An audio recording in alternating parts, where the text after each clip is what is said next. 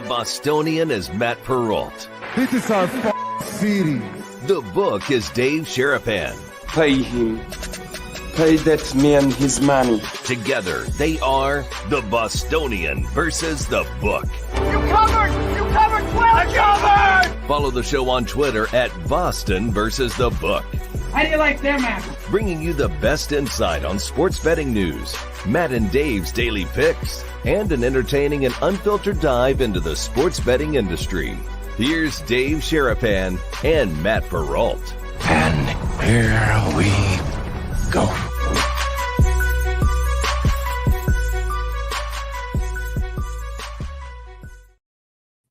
Happy Tuesday, Brigade. What's up? Welcome into another episode of the Bostonian versus the Book. He's Dave Sharapan. I'm Matt Perrault. We're live on our YouTube channel at Boston versus the Book. Same on X and Twitter. Bill Krackomberger is coming on the program, boys and girls, in about 15 minutes. Coming in hot. Lot to talk about today of what's going on in the sports betting space. Thank you for being here. If you were watching on the Sports Grid replay or listening on SiriusXM replay, thank you for being here. Night Owls, we appreciate you guys as well as being part of the brigade. Lots of things to break down, Dave. We got controversy involving brigade members. It's going to be a fun show today. Oh, yeah. It's going to be fun.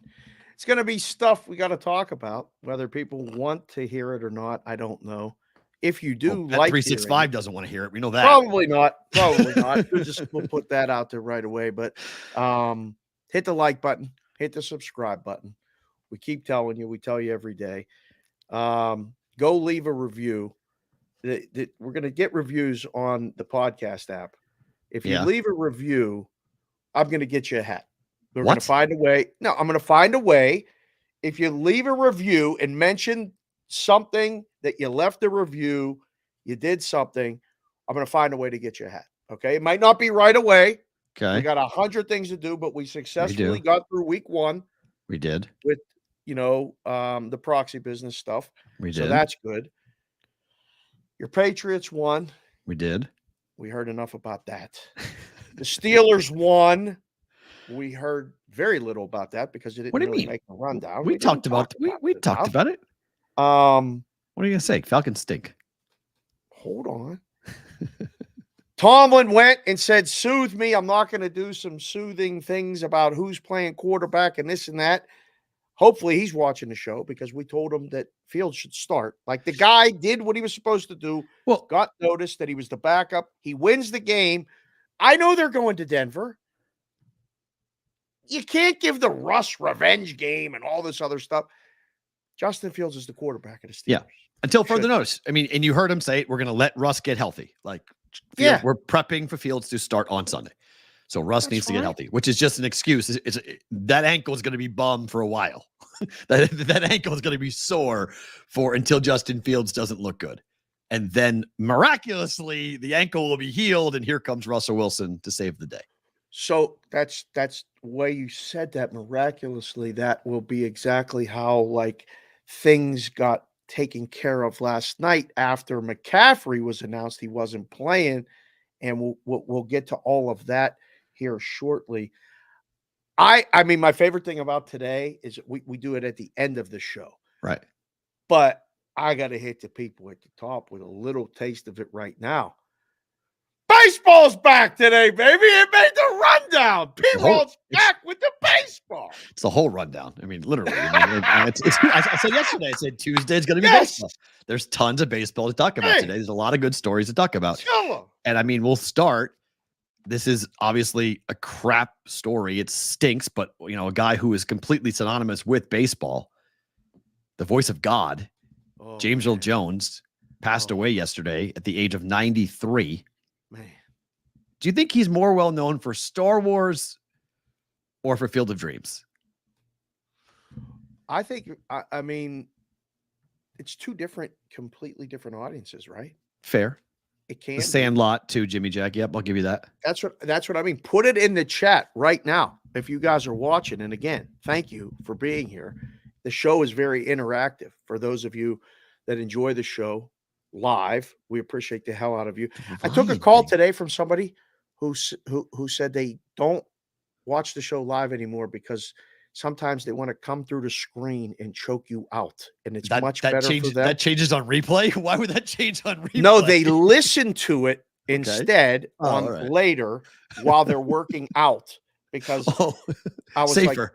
I was like, really? So that's fine. I can't believe it. And they're like, yeah. And Patriot fans, there's no one more annoying than Boston Patriot fans. Like when we win, kind of. Yeah, when we win. I mean, it's basketball season's coming. We'll get to that. But I think we're the defending champs. I know. It was not you, Butchie. It was not Butchie. But thank you for being here. Did they filter the mass hole out for Sports Grid? No.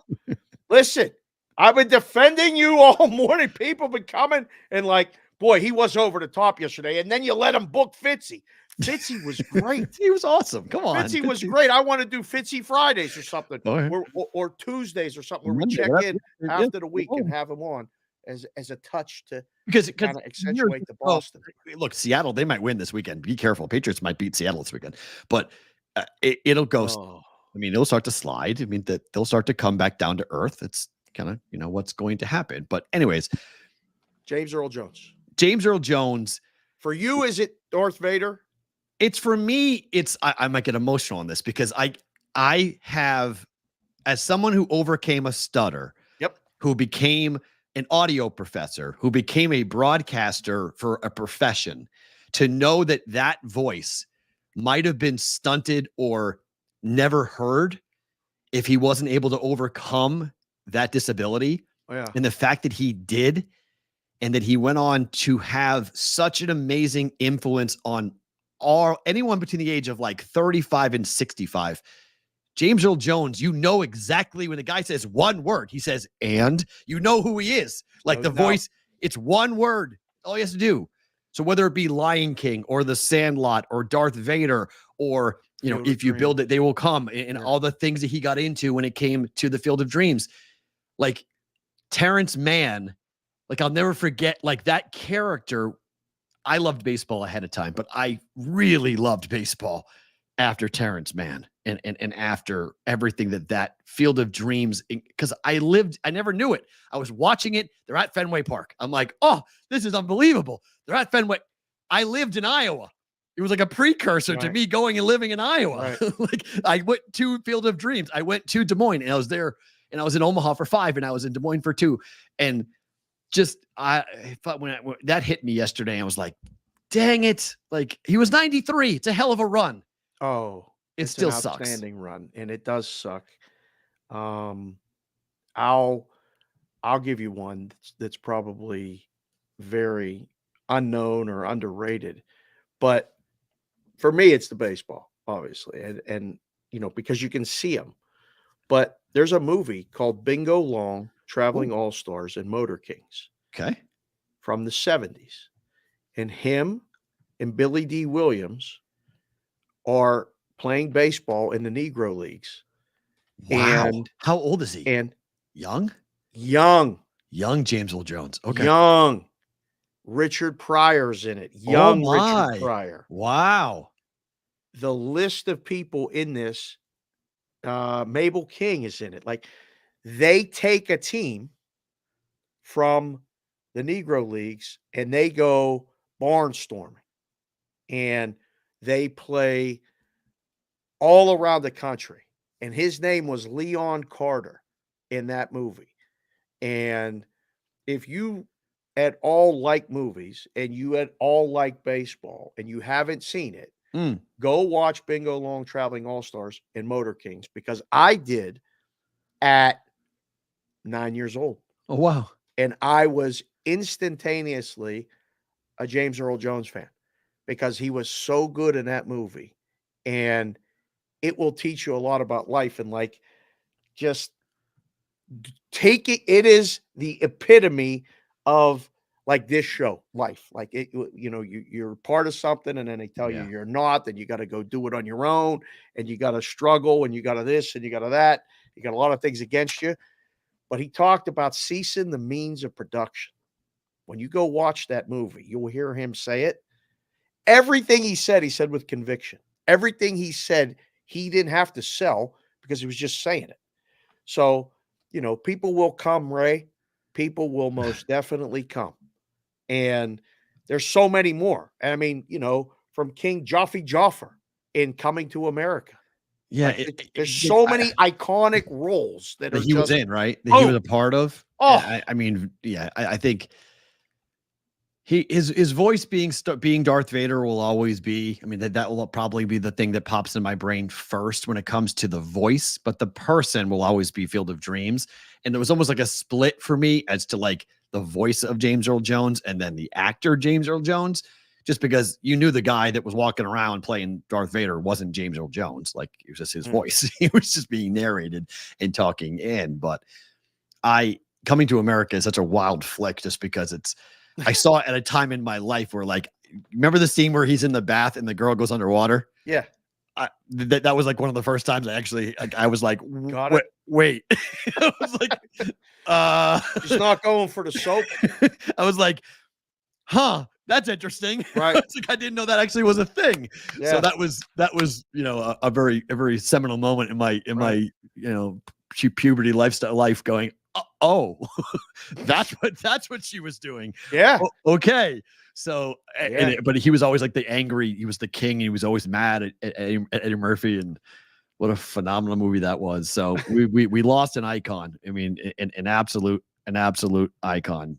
Tyrone, how are you? Welcome to the show. Hi, Tyrone. Dave, you're the best. You guys are the best. I mean, I'm watching this chat flow. There's so many memories. And like, Sonic the Wrench just came in and said there's a great montage from Letterman from him reading top 10 lists and whatnot on YouTube. Oh, yeah. Him reading anything was amazing. Yeah, he just talking, just hearing the guy talk. It was just like he would talk, and you're like, oh my God. As somebody who loves audio, like who loves voices and hearing someone who has that type of voice and that voice talent, but he also could act. Like, that's what's so cool about it, is it like he wasn't just like a big, there's Mr. Big Voice guys everywhere, right? And in radio, I know a ton of them who just sit in their house all day with a script and they just read and they make a very good living doing it because they have amazing pipes. But this guy could act. This guy could be a comedic actor. He was a serious actor. He was in so many different things. And then he lived to 93. Like, sign me up for 93 right now. If you tell me, hey, going to 93, I'd take that number in a heartbeat. Give me 93. And the way he lived it, like I hope it was healthy and it was dignity and it was all that, because the end, most of the time, the end isn't like great. And my memories of him are great. It's funny, but you say this, he could sing the phone book, because one of the things I say to my class at UNLV, we talked about it yesterday, is entertainment. If someone is entertaining, if somebody is good, if someone's voice is fun to listen to and the way that they say things captivates you, you could literally read the phone book and people would pay attention to you. Yep. So I agree with you. He could literally pick up the phone book and go east on Main Street, left on. He just would read whatever he's got to read. And you'd be like, yep, that sounds so cool. Like, this sounds so, it's like, that's the talent that the man possessed to captivate. And I'm 47, so I'm a mark. Like, this guy meant so much to my childhood. To have him pass was like, oh, shoot. I used to joke that there were voices like that, and they were few and far between, but he was one where, and for you young heads, us old heads had to call line services like to get lines, right?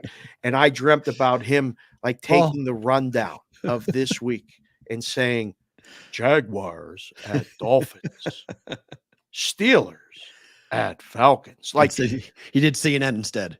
Right. This right. Is like but he could do so much stuff. And like The Sandlot, the whole movie developed, and then he was the guy at the end. Like, and he was great in that. And he was in the movie Babe Ruth. I mean, you could tell he loved baseball. He was in a lot of baseball movies. But that bingo long traveling all-stars and having him young, and he was catching, he's behind the plate catching. He's wearing the equipment. He's catching with Billy D. Williams. He was also a Korean War vet. I didn't even know that, Fish Killer 73. Yeah, that's cool. Yeah, it was good. Sucks. We lost an iconic voice and actor yesterday in James Earl Jones at 93. All right, what happened last night? The Jets getting blown out by San Francisco has been totally overblown by this CM3 stuff that we'll get to in a second. But, I mean, they got annihilated. 32-19. That last second touchdown for the Jets really burned some people that bet the The total. Finally got a total where it didn't fall in the middle where all the teasers covered. Everything got housed on that last second Tyrod Taylor touchdown. But Scorigami, the 1,085th most unique score of an NFL football game. Is that a self-invented term? Yeah, Scorigami. Yeah. Yeah. They started to research all the unique different ways that football could fall. So 32-19 had never happened before. And that was literally the first time that score ever happened in professional football. Yep. In the NFL, 32-19 had never been done before. The 2 and the 9 win in a block pool. That never happens. Right? That's usually when you open it up and you got a 2 and a 9. In this house, we root for the Scorigami, Rosie. People do bet it. I mean, people. It's like an offshore thing, I believe. But there are times like, will there be a Scorigami on this game? Yes or no. So, I mean, you can have it. So it's how would the odds be for that? I don't know. I don't make those odds, but it would be high. I mean, it's really rare, but it's happened 1,085 times. Oh, there we go. Anderson just came in and said the Hard Rock has a Scorigami wager for every NFL game. I've seen it. Yeah, I've seen it before. Mostly I've seen it offshore, but I know the books do put it up. Random piece of caca that is. But I mean, it's got to be like plus 1,000. It ain't enough. 1,500. It should be plus 4,000 is 40 to 1. 40 to 1. That should be higher. It should be 4,000 to 1. Yeah, it should be higher than that. Yeah, that should be. We root for the octopus. I root for the octopus. That's score a touchdown and 2-point conversion on the same drive. That's same guy. Same guy. Sorry. That's the Super Bowl prop. Yeah, like that's always saved for the Super Bowl, the octopus. And it hit last year, didn't it? Did it hit last year? The year before. Year before it hit. So we got that. Okay. But what happened with CM3, we got to talk about this because Christian McCaffrey or CMC, I don't know why I said CM3. Sorry. Right. CM3 is a confusing RP. We're thinking C3PO. Yes, correct. Yes. You were very Star Wars. CMC and Jordan Mason has to be examined. So here's just kind of put you up to speed as to what actually went down with this. So he had a hell of a game. Okay. Yeah. Jordan Mason, awesome game. 147 yards rushing, 5.3 yards per rush, 3.2 yards before he got contacted, 3.1 yards after contact, had a rushing touchdown, and had 50% of his rushes were for 5 or more yards. Just an unbelievable performance. But everyone's wondering, when did Christian McCaffrey get ruled out? Because we found out that Christian McCaffrey wasn't playing 15 minutes before the game. 15 minutes, 5 o'clock Pacific, 8 o'clock Eastern. We were switching over, getting ready to start the pregame show over in Sports Grid. Somebody goes in our ear. McCaffrey's ruled out. He's not playing. Yep. Which messed up the whole first segment of the show. But messed up everything. I kept going, oh, wow. I bet they're betting the backup running back yards over, carries over, everything. And then boom. So we get that. After the game, Jordan Mason is talking at his locker. He was talking on the field first. On the field, sorry. Yeah. Or he was at a scrum with a bunch of people talking to the media. And they asked him, hey, man, when did you find out that you were going to play? When did you find out that you were going to be in the game? He says Friday night. Yeah. He was told on Friday night that he was going to be the starting running back on Monday night. No one in the NFL, no one with the 49ers, no one with any sportsbook connections, nobody knew that until 15 minutes before that was going to happen for Jordan Mason to have a massive night. So if you were someone who acted quickly, jumped in fast and said, hey, I got information. It's going to be CMC. I'm going to go and bet all the Jordan Mason props I can get my hands on, including our guy, Klarchek, who came in, made a bet on Jordan Mason over rushing yards. Yeah. He receives this from Bet365. We have identified that this selection was placed at incorrect odds, and as such, in accordance with our rules, will be settled at the revised odds at minus 5,000. Minus 5,000. Please accept our apologies for any inconvenience caused. Dave, what is going on in this space? So just in defense, it didn't happen to Klarchek. It happened to someone he knew. He said, He said, this did not happen to me. Oh, okay. But that's how I saw. I saw it through him. Right. Yeah. Claire posted it. And again, we appreciate every one of you that post us.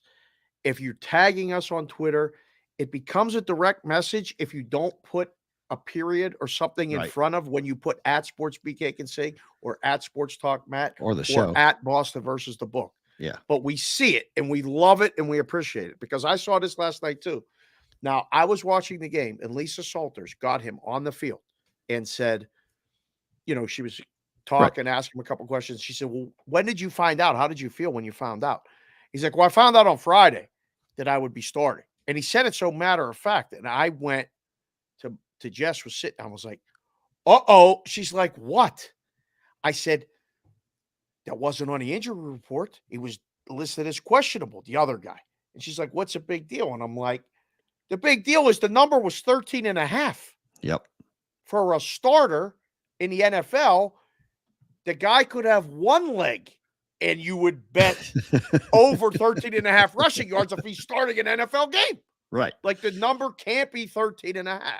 His post-game press conference, I felt so badly for the guy. Terrible. Because he said, this is why I don't like talking to the media. You say one bad thing, you say one wrong thing. He probably got hammered by like a VP of player personnel or somebody probably pulled him aside and said, what are you doing telling the media that we told you on Friday? Do you know how much that's going to cost us? You can't do that. Right. So he said that out on the field on the national broadcast with Lisa Salters. And then when he went in and they were going to ask him about when did you find out how the game went and all this other stuff, that guy fired that question. And you could tell he was crushed. I mean, the guy just graduated in 2022. He was a free agent. Yeah, the game of his life. Nobody knew who Jordan Mason was last night. Before the game, no one knew. After the game, it's like, pick up Jordan Mason on your fantasy team. This guy had an unbelievable game. But what Bet365 did, though, Dave. Well, that's how do you reissue house rules or not? How do you square this circle where you go back to the people that place wagers on this game by saying this is like dead heat rules on steroids? Being like, whoops, sorry, we thought you were going to get paid out, but now we're going to, at minus 5,000 odds, we're going to have this bet be cashed on. So, I mean, I'll give you the procedure from inside the book of what you're supposed to do. Okay. You're watching the same game. You're watching the same thing. And you go, McCaffrey ain't playing. Make it 99.5 right now. See what happens. But the number can't be. Like it can't be that number. So you move it, and they sometimes beat you to the number. Sometimes they don't. But you can't, after the fact, go, oh, it was an odds error. There's a palpable error. That's what they use over there on the other side of the pond. Okay. In Europe. And they can use that as an excuse. And I saw it after the fact last night. And I reached out to this guy that's going to be joining us, because Crack tweeted it. And I responded with, sorry, Will, that's some bullshit. You got to pay at the odds that the thing was bet at. Now, they beat you to it. And this is the thing I like to say, like, it's the books don't know anymore. They didn't tell the books. They didn't tell the books. But this is where you can't do this. You can't void a 30-1 bet on him by mistaken odds. You can't have if the odds are the odds, you put up the wager, you put up the market. People bet into the market. The market then changed.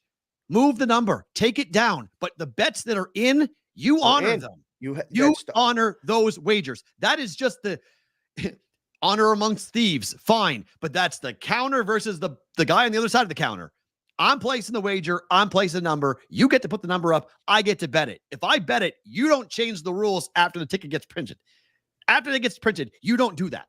In Vegas, that doesn't happen. Other states, I don't know. But that's horrible. Well, you can't cry foul after the fact. You can't change the odds to 50-1.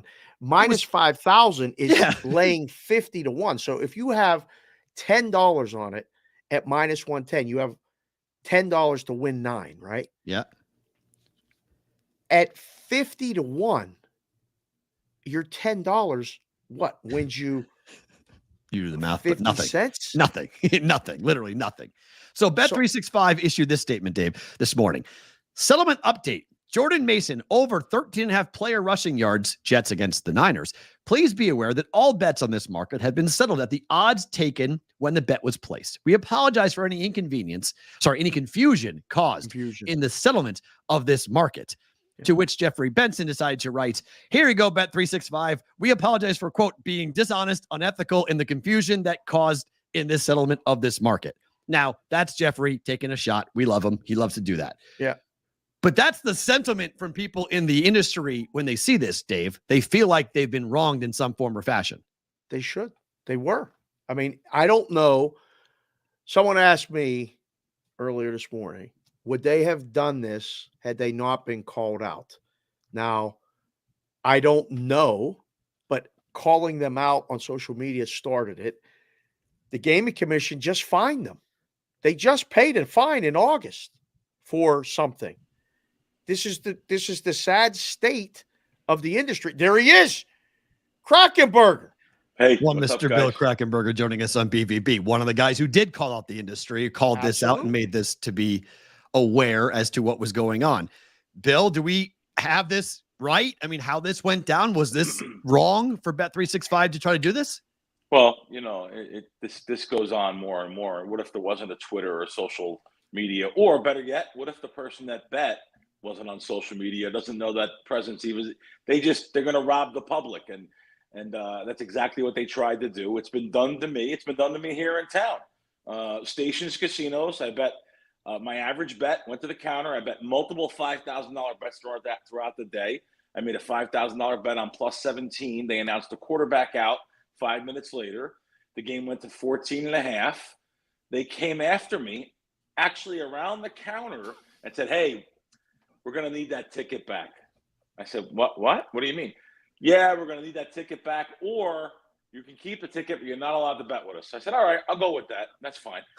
And so I kept the ticket. By the way, the bet lost. The bet actually lost. It lost by 20 or 2. Right.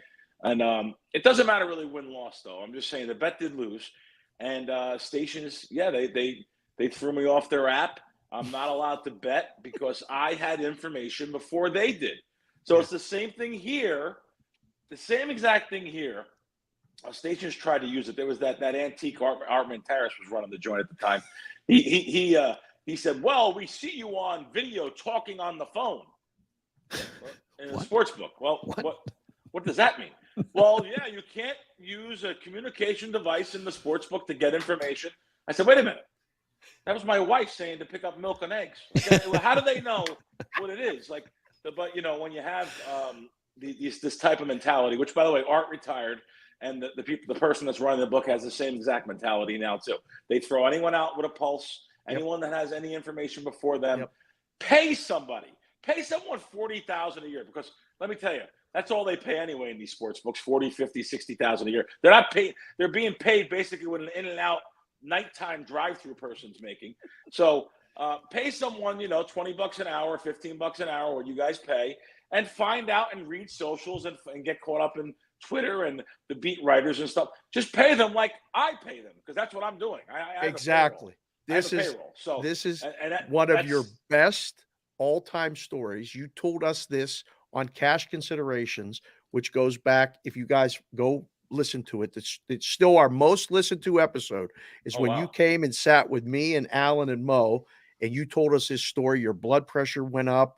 You were sweating. Remember, Howard came in and checked on you. So calm down right now. I don't want you getting mad, because you've gotten much better about that. But I did. People should be pissed off, Crack. This is something that the advertising is in everybody's faces, the this, the that, and all of this stuff. You can't be this forward with all of it. And then, they beat you to a number, and you're going to they came to grab the ticket from you. And instead of just saying, "You got us this time, we're going to try to be better," they told you you can keep the bet and leave and never bet again, or give the ticket back. How many people give the ticket back in that situation? Yeah. Wow. And it's happened, like Alan Boston over at Red Rock. They chased him outside in the parking lot over a ticket. He had 75 to 1. and they said, hey, if you want that bet, it's 30-1, or else we need to take it back, or else you can't play. Same thing. I mean, it's happened to multiple people. And I'm not just picking on stations, by the way. Right. You go to Coast Casinos in town. William Hill just threw me out. Caesars threw me out again. And the same thing, because I beat them on an information bet.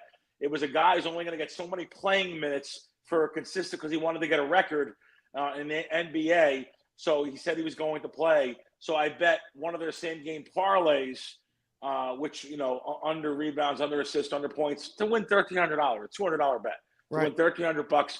They threw me and anyone that bet that game, bet that player prop under. They threw us all out. And there's at least a dozen of us that got thrown out for betting that. Now, listen, we're not betting stuff like the Patriots versus Buffalo.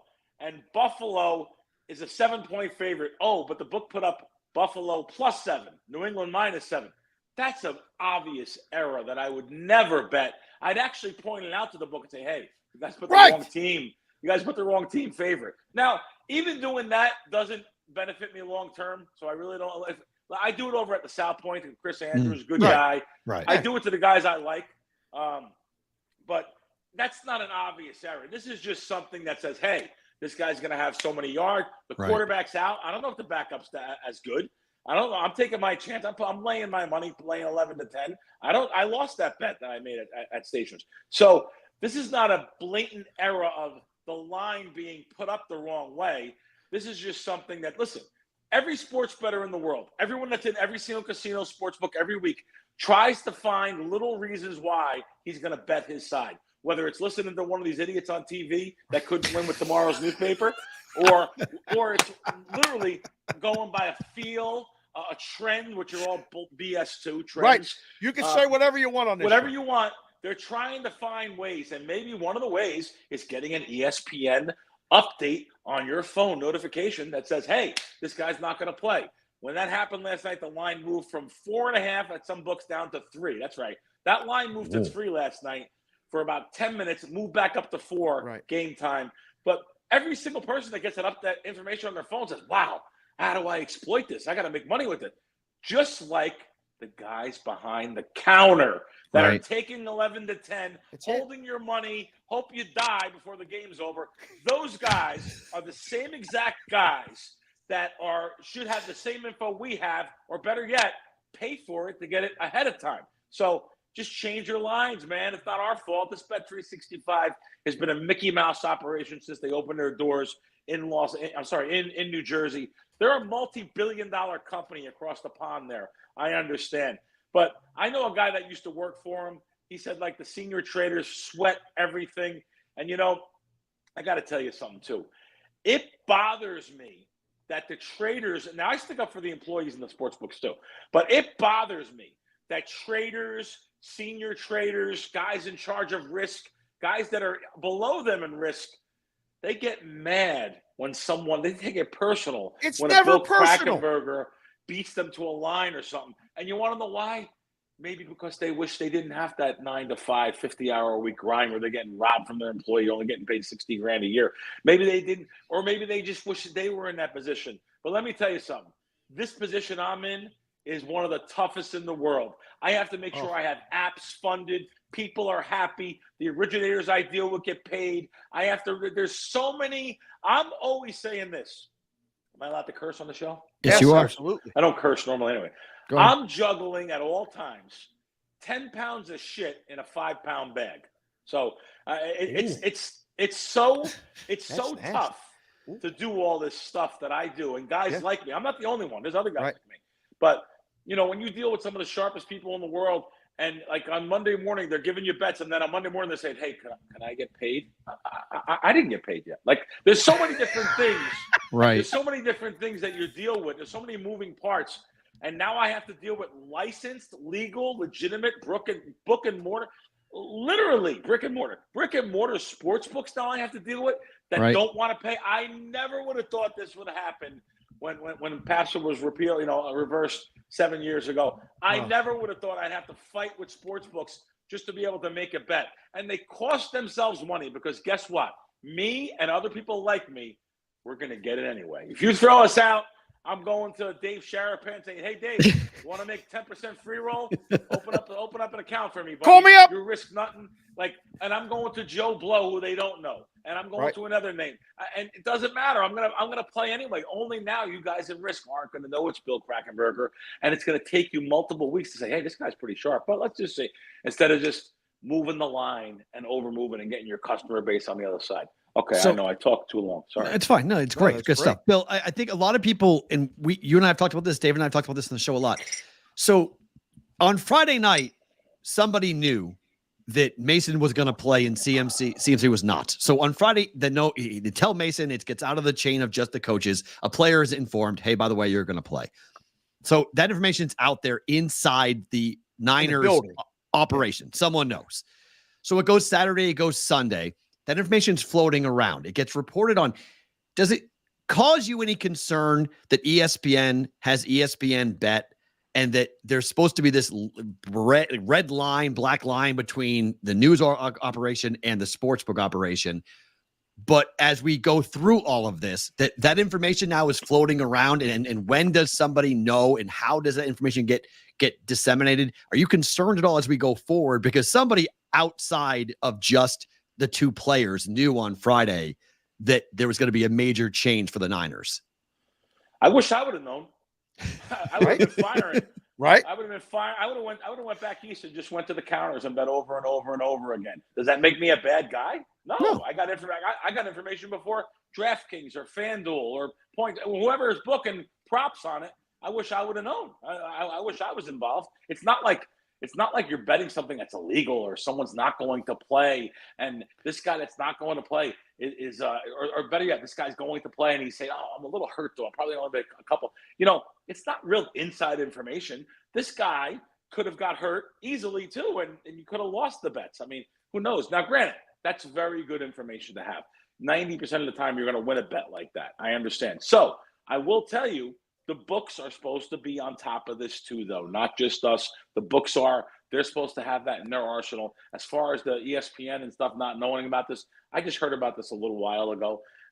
I didn't even know. When I went to bed last night and put that tweet up, I didn't even know that he knew. I think it just came out this morning that he was not. He said it on the post-game interview. He literally said it on the field to Lisa Salters in the post-game when she asked him, "How did you feel when you found out? Where were you? When did you find out?" And he's like, "Well, they told me on Friday."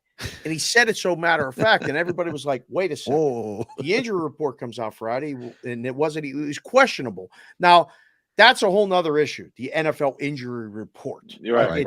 It's been, Fridays a lot of time has been moving day in the NFL for 25 years. And guys like, our friends down south, him very well, good friend of both of ours. He said, by the way, that betting with tomorrow's newspaper is his line, not yours. But he said you can use it.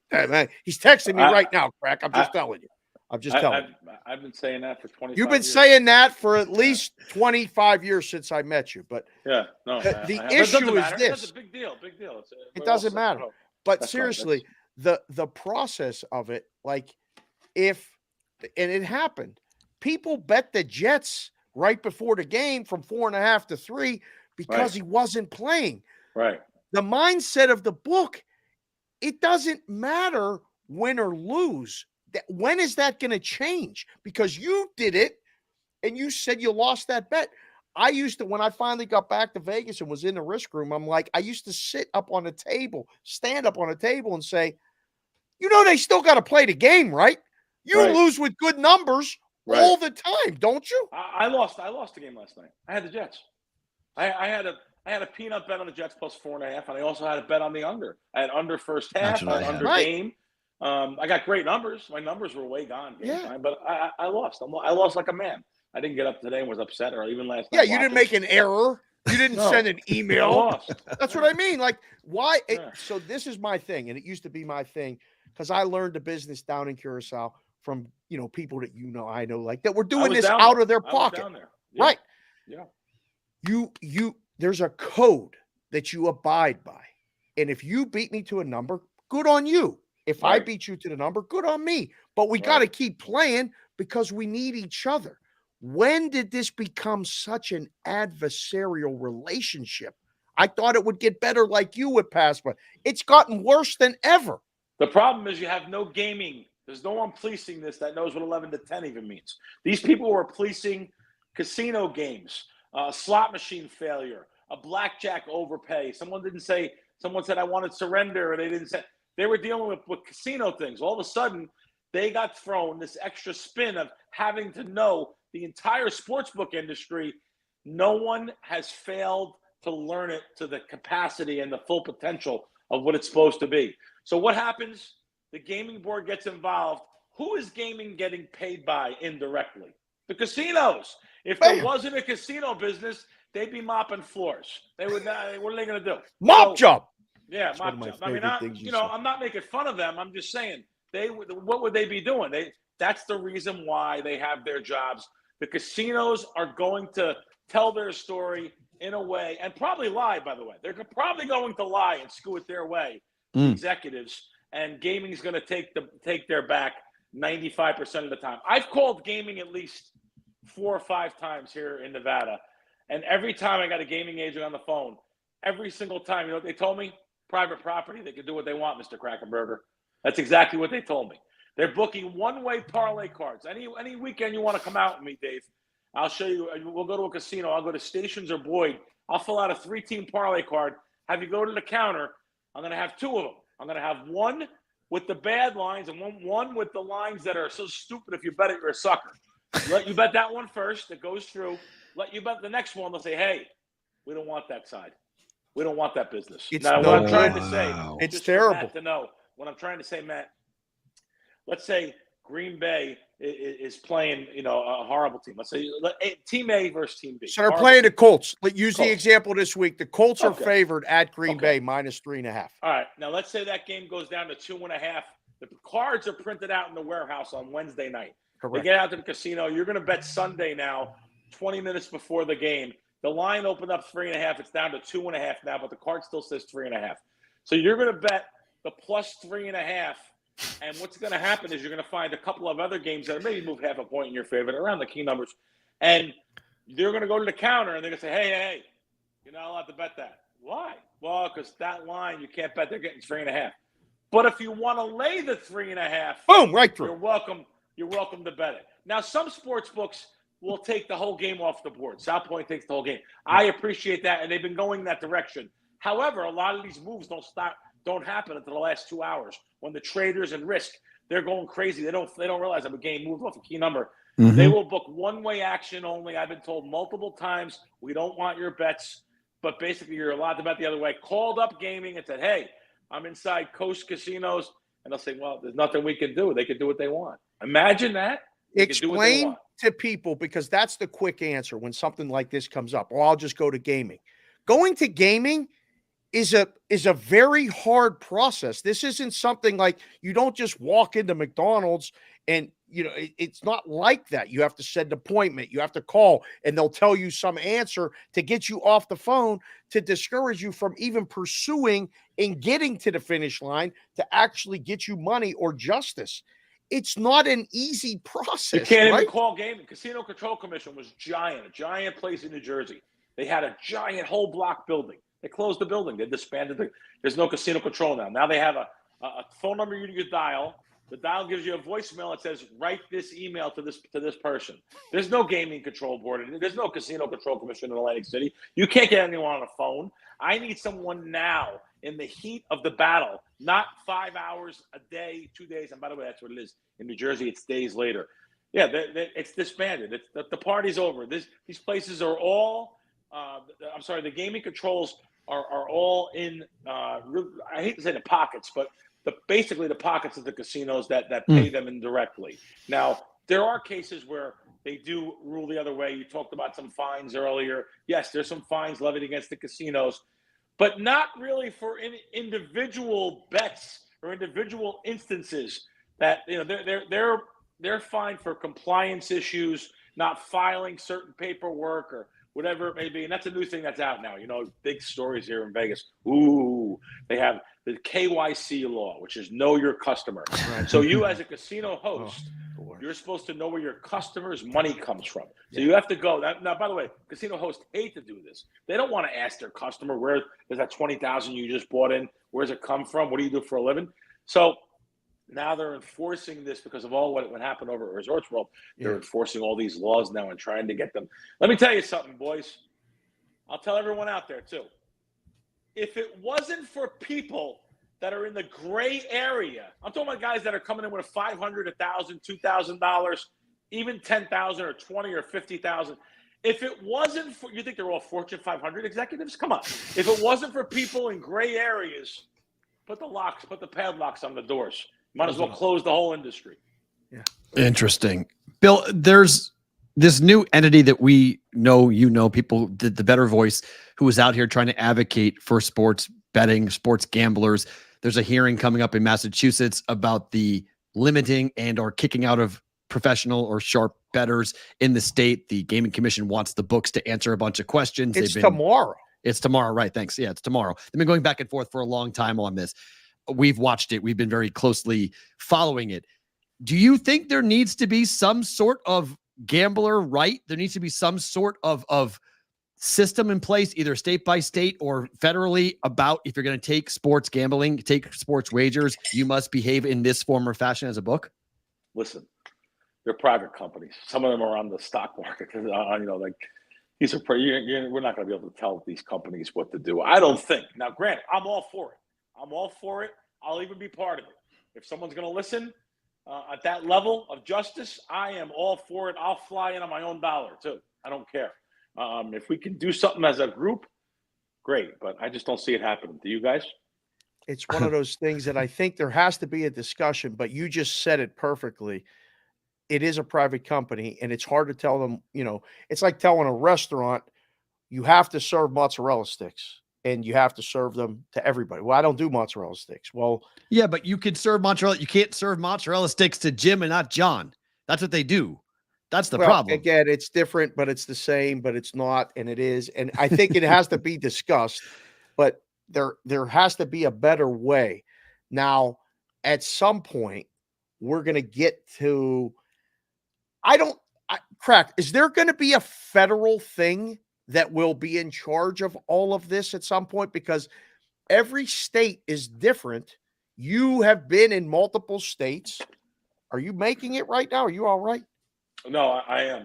But you're being brought to tears right now. No, he's coughing. Okay, all right. Just I'm fine now. But all right. I've run myself down over the last 5 days. I was, trying to keep apps funded, and there was so many opportunities this weekend. Like if anyone ever seen what my pendings were, like the guys at the South Point, they think I'm out of my mind.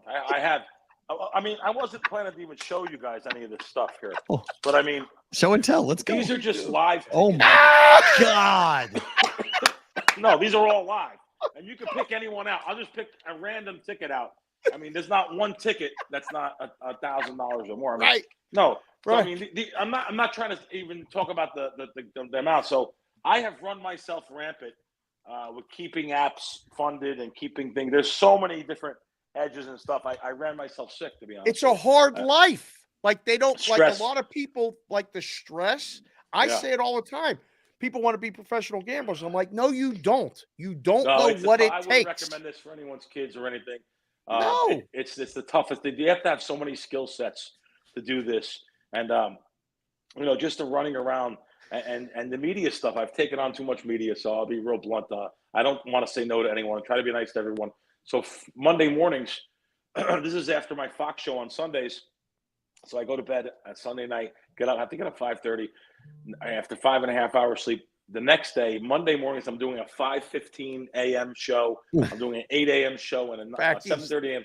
So, and this is after 5. I actually got sick. I gave myself a cold, so I apologize. No, it's all good. Yeah, it's all fine. We'll let you go, my friend. Thank you for coming on. This was absolutely awesome. We appreciate your time. We appreciate you coming on. We're under the weather, but this was tremendous. We'll do it again soon. All right. Go lay down. Take a Tuesday and relax. I'm sweating like an Italian on the witness stand. Please lay down. Thanks for having me on. Good stuff, man. Good stuff. Bill Krackomberger joining us here on the Bostonian versus the Book. Great to get him on the program. Thank you. He was fighting it, obviously. Appreciate his time to be a part of the show and come on in and give us What was that? A phone book? That was it was like 50, 60, 80 wagers. It's funny too, because the different lengths of tickets, you can know which book gave it to him. It's one of the things that you got to deal with is the size of the tickets. I mean, I've literally had Yeah, but it's DraftKings CVS gives you a CVS receipt. correct, which is part of the problem. And they buy the bad paper. So it's paper thin. And if you leave it too long in certain places, it completely fades. And then fades. I have the secret to bring it back. I can make a faded ticket completely reappear without much work. It's very easy. Okay. That's in the list of consultant stuff, though. I can't just give that one away, but there's a secret to it. Let me ask you this, because Tyler wants this question asked. He goes, does it make a difference that the sports book very clearly has it in the house rules that they can call a bet void and give bad odds as a reason? When does it fall on the customer to know the house rules? It always falls on the customer to know the house rules. You need to know the house rules before you make like a side total over under or money line, first half, whatever. Like those are simple. It's the other stuff you have to know. Yeah. When you make bets. Like, well, I think the dead heat rule thing was a European thing that nobody in America ever thought was possible, that you could reconstitute the ticket and give you different odds based upon the finishing position of the number of players that tied for said position. That was golf. That sucks. This is different. This is not something that you're used to seeing. House rules or not, this is just bad customer service to sit there and tell people that we're going to reevaluate the betting odds that you placed a bet at. You took the bet at this. I made the bet at that. We agreed upon it. We shook, virtually whatever. I said buy. You said accept. And now you go and say, just kidding. We're going to reconstitute it. That's the problem. See, that's and again, the house rules, like, it was a bone of contention with me in the book where, like, you could, I don't want to say skirt the house rules, but you can make them work for you in your favor when it was in your favor. But then when it was in a customer's favor, they would fight it or say this or that, or they would say, all right, we'll buy by the house rules, but you're out. You can't bet here anymore. And they can do that. It's like no shirt, no shoes, no service, that type of thing. And from the better standpoint, you're like, all right, I guess I got to find another book. I mean, I've had bookies in the past tell me they don't want to they don't want to take my bets anymore. And I'm not bragging about that. It was just I was winning, and they were like, "Look, man, just call the other guy. I don't want to take it." Or, when I need something, I'll call you, and we'll see if we can take that side of it. Okay, and that was way back, and I was young. I mean, but I was fresh home from Curacao with a little bit of knowledge and bankroll, and I was not killing a guy, but we almost lost a friendship over it. Oof. And now you have legal above ground sports books making up the rules as they go. This is a made up thing. Like, we're just going to change the price and we won't lose as much. Well, I think there's something in the house rules that for Bet365 that they have the ability to do it, but no one knew about it. It's just a bad look. Like, again, house rules are not. It's a bad look to accept a wager at one price, whether you get beat to that number or not, whether there's inside information or not. You took the bet. And since you took the bet, you should honor the bet, period. No questions asked. When there's an obvious error, like Crack said, if it's supposed to be Buffalo -7 and a guy fat fingered it, the company that sent it wrong and it didn't get caught, it's an obvious error. Crack wouldn't bet it. I wouldn't bet it. Right. There's a lot of people in this space that will bet it, and they will tell their Discord groups of 2,000 people to hammer it. That's kind of a shot taker. That's an angle shooter. There's a lot of things. Now, that is what that rule was meant for. The rule wasn't meant to be applied when the starting running back is ruled out 15 minutes before a single standalone Monday Night Football game, and you have an army of traders to book it. Oh, no, we don't. It's Monday night. We got 3 guys off, and this guy called it. It's a 13.5 is the total. Wait, what? Hurry up and move it. Well, what do I move it to? I don't know. Nobody else. Move it to 89.5. I would have gone from 13.5 to 89.5 in 1 second. And if they bet that over, I'd have moved it 10 yards again. But that's Yeah. me. Look, Butchie, I understand that I'm going to side on my side of the counter because everything's on your side of the counter. Everything's on your side of the counter. You guys have the edge. It is. You guys have the edge on everything. It's 11 versus 10 and all of this. You guys get to pick the price, move the wager, kick people out, say who you want to take, how much money, limit this person, boot that person. Like, you guys have all the power on your side. Hold on. Before you start on this ridiculous rant, because it's not true.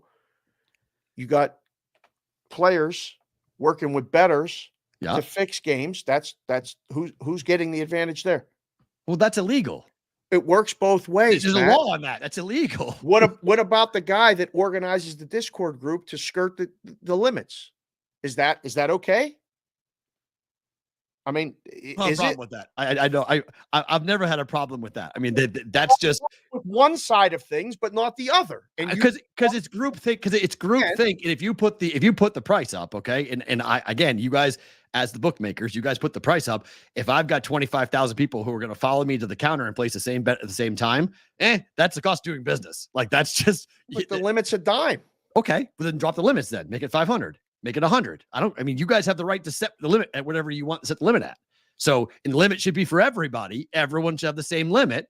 So, if you want to set it at $100, that's fine. That's your right as a business to determine how much money you want to take on that bet. But I have a right to take 25,000 people and fire on that same price all at once. That's just the cost of doing business in my mind. I never had a problem with people doing that. That's just outsmarting the game. You would if you ever worked in a book. Of course, it's your ass on the line. I understand all of that. It's like, what the hell are these guys doing? But you put the price up. The price is wrong, and someone recognizes it and fires on it. Get better at making the number.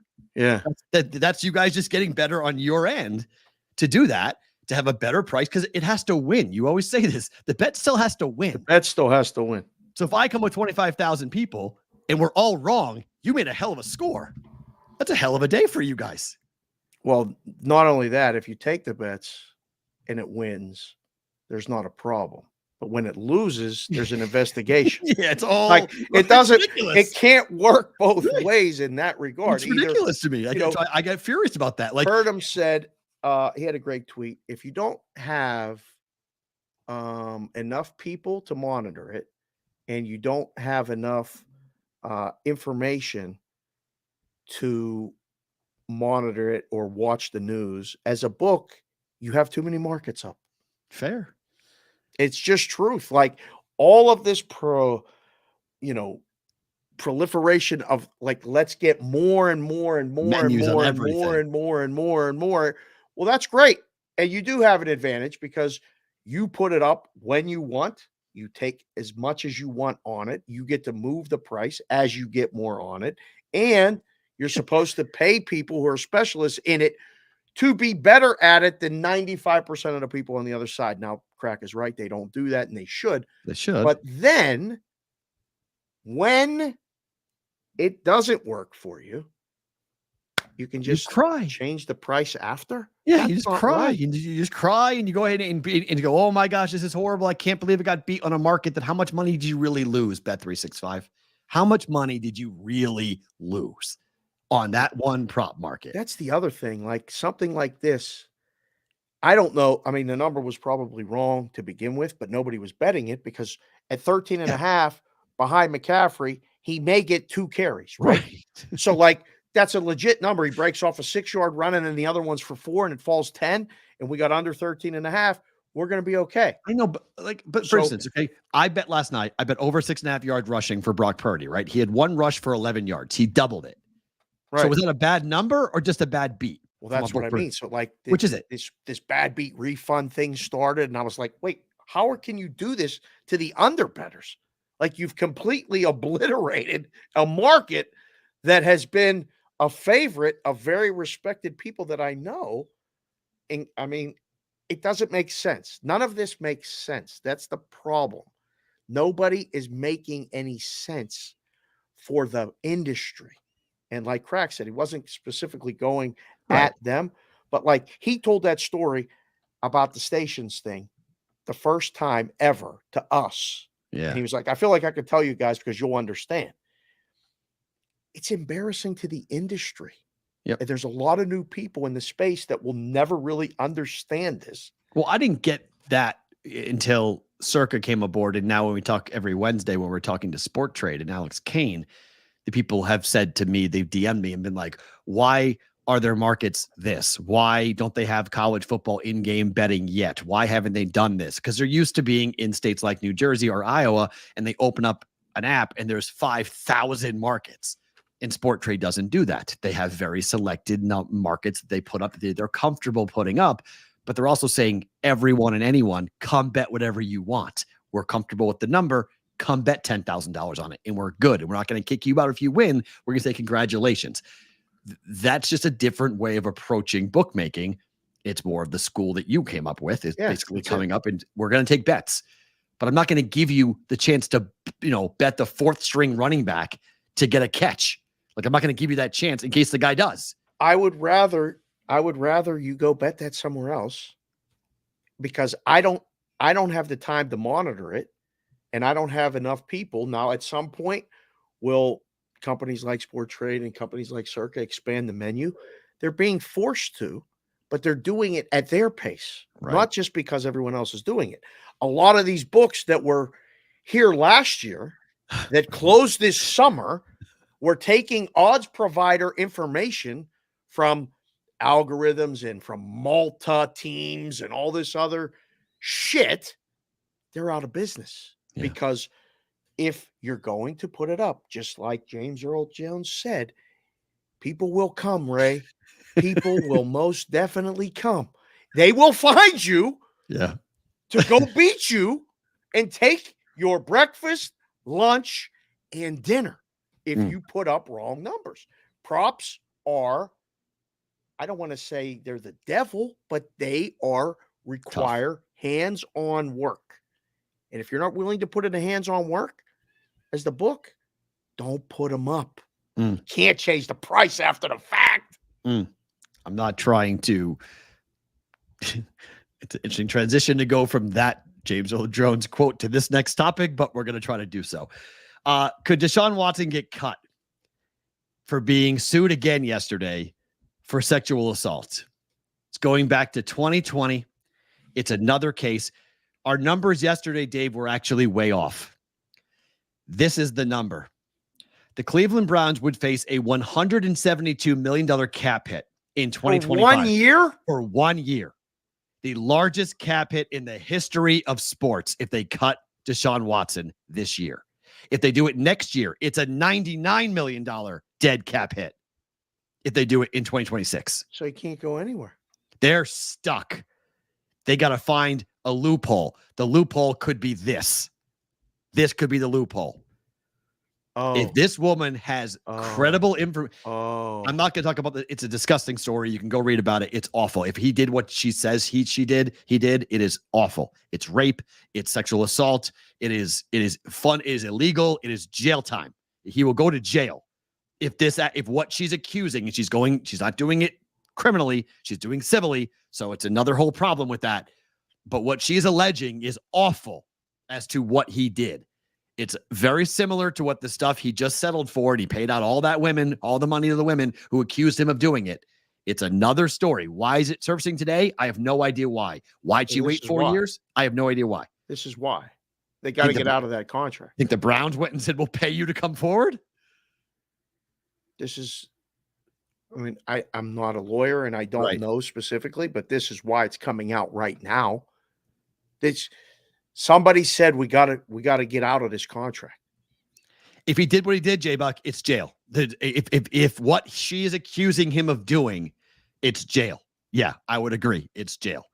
And if it is jail, the Browns might be able to void the contract. If it's not, it's one of those situations where one, as the father of 3 daughters, and coach of many others and all this other stuff, and like these stories hit way different for me. And I mean, I'll read it. It's tough to learn more. It's a tough read. Yeah, but the football part of it is not important. It becomes very not important in my eyes after I read stuff like this. Like I said it at the time, and I'll say it again now. I couldn't believe that somebody said that they will take him after what I read, what happened in Houston. Right. Like, and it was almost like, well, yeah. No, it's not, Brett. Yeah, I get you. The lawsuit is a civil lawsuit, but what she is alleging, if he did it, is criminal. And they could, if they can prove it. Now, maybe she can't prove it. Okay, maybe there's not enough evidence. It's he said, she said type stuff, and the bar is much lower civilly than criminally. So maybe she can't prove it criminally, but she can prove it civilly, and she'll get a big loss, a big check out of it, which will then cause people to call her out and say she's after money. It never happened. She made it up. It's just when you read the article, everything he was alleged to have done before, it looks like he did it another time. Oh no, in Cleveland. No, it's happening in Houston. This is in Houston. This is in 2020. This is in 2020. Okay. But this is, 4 years is a really big time to separate, to not report it. So that's going to have a big problem from just a burden. Like, why did you wait? He's got incredible lawyers. They're going to call it all out. But if you're the Browns, one, he looks like he doesn't want to play football anymore. Two, you're paying him so much money that he's going to hurt your franchise for a decade. And this story is going to become another massive distraction in Cleveland around that team that, one, they never should have given the guy the contract to begin with. And two, my gosh, good luck trying to keep the media at bay when this Our story. guy E's watching a show right now. He's Volbeck's. He said, how can any teammate bear having him in the locker room? I think they need to rally and, live their disgust. It's a huge distraction. Listen, this would be weird, right? Like, What if do you do? Yeah. How do you do that? sitting, at the meeting, and I read the story the night before, and it'd be like, man, I'm not sure. Right. I You don't know, like, and the quarterback has to have at least 10 guys working with him. Yeah. For him. Like, The allegation this is your guy. the allegation is he was going on a date with a woman. He couldn't find her apartment. He was calling her, I can't find your apartment. He started screaming at her, going, you gave me the wrong address. He started berating her. She finally gave him the right address. He came in. She was running late. She said, hey, could you sit down? I'm going to finish getting ready. She went into the bathroom. When she was done getting ready, she came out. DeShaun Watson was naked, face down, on her couch. He said, will you rub my buttocks? She said, I'll give you a back massage. She said, no, I want you to rub my butt. He kept on moving her hands down. He then turned over. He was at full mast. Right. And then she was like, whoa, whoa, whoa, wanted to get up. He grabbed her and sexually assaulted her. Jeez. If it's true that he did this, she said she was afraid for her life. He was a much bigger guy. He was a famous guy. Didn't know what to do. Didn't know how to handle it. He was already screaming at her, so she was already afraid. Like, it runs with the same pattern that he had before. Why is it coming out now? Who knows? Right. But this could be the avenue that the Browns get out of the contract, because the league might step in and say, you're done. Like, that's it. You're done.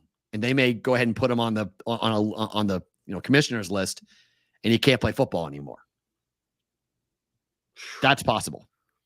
Now, what does that do for the Browns? I don't know, because they might be better, because you talked about it yesterday. They were a much better football team when Watson wasn't playing last year.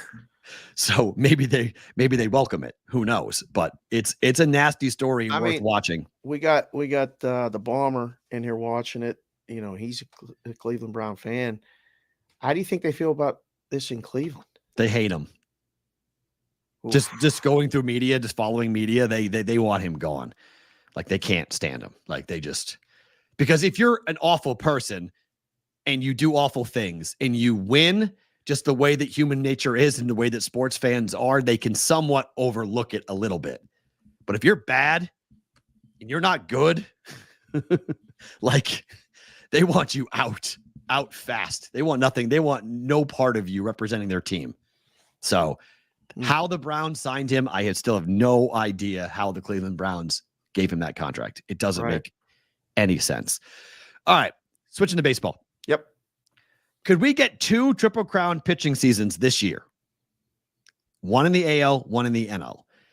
Skubal leads in wins, ERA, and Ks. Mm-hmm. He's got a 1-game lead with the win column. He has a couple of percentage points ERA. He's up by about 8 Ks in the K department. Chris Sale, also at 16 wins. Yep. ERA of 2.38. That's lower than Skubal. Yep. And 213 Ks for him, also leading. This is wild. Only 20 pitchers have ever done this in Major League Baseball history. Yep. Now, in 2020, it happened, but let's just throw it out because it's garbage. That was a crap year, fake year. That was 60 games. Yes. Yeah, it doesn't exist. Throw it out. The last time it happened for an entire season was Justin Verlander in 2011. Was the last time it happened. Do both guys do it? Probably have 3 or 4 starts left. And I hope, and that's your first freeze right there, an hour and 10 minutes in. So if you had over an hour, you cashed the ticket. Thank you. Listen, I'm just excited we're talking about baseball. This is great. I think Sale does it. Okay. I think I'd make Skubal the favorite to do it too. According to JCBKC, Reagan's, who's I think he's 4 That's Ks. what I mean. It's right there. Like, behind. so it's gonna flip it, and I think they start him the rest of the season. Like, why would he not start the last? Skubal? He's got 2 more. He starts, has to, right? Oh no, we'll get to it in a second. He's starting. Skubal's starting. Yes, I think he's got 2 more starts. The way they're in it. Maybe 3. Tigers are in it. This is 100%. So here we go. So Skubal has 2 pitchers have 15 wins. Framber Valdez has a 2.97 ERA, so he has almost a half a run lead there. 208 strikeouts for Skubal. Cole Reagans has 4 behind. He's right on his heels. Right. Sale has 16 wins. Zach Wheeler's got 14. That's number 2. A 2.38 ERA. Wheeler's got a 2.59, so a pretty good lead there. And 213 strikeouts for Sale. That's 8 more than Dylan Cease for that category. Right. How about this? Could one of them lead baseball in all categories? A baseball triple crown. That's only happened 8 times in the history of Major League Baseball where one pitcher led in wins, Ks, and ERA across the board. It's Johan Santana, isn't it? Was it Johan Santana in 2006? Carlos Santana. I think you're it's right Johan on that. Santana. I confused 2 guys. Thank you. Yes, it's Johan Santana who did that in 2006. Okay. Thank you. That's right. I didn't catch that before. But before all the baseball heads come at us and say, like, Matt's got the Patriots and he put Carlos Santana. That's funny because that's where it says Carlos Santana there. So it's just Johan Santana up above though. Yes, for the only time that's happened.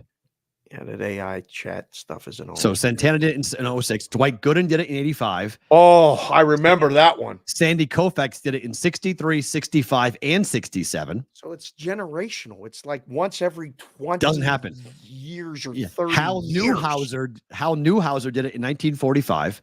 Lefty Grove did it in 1930 and 1931. Man.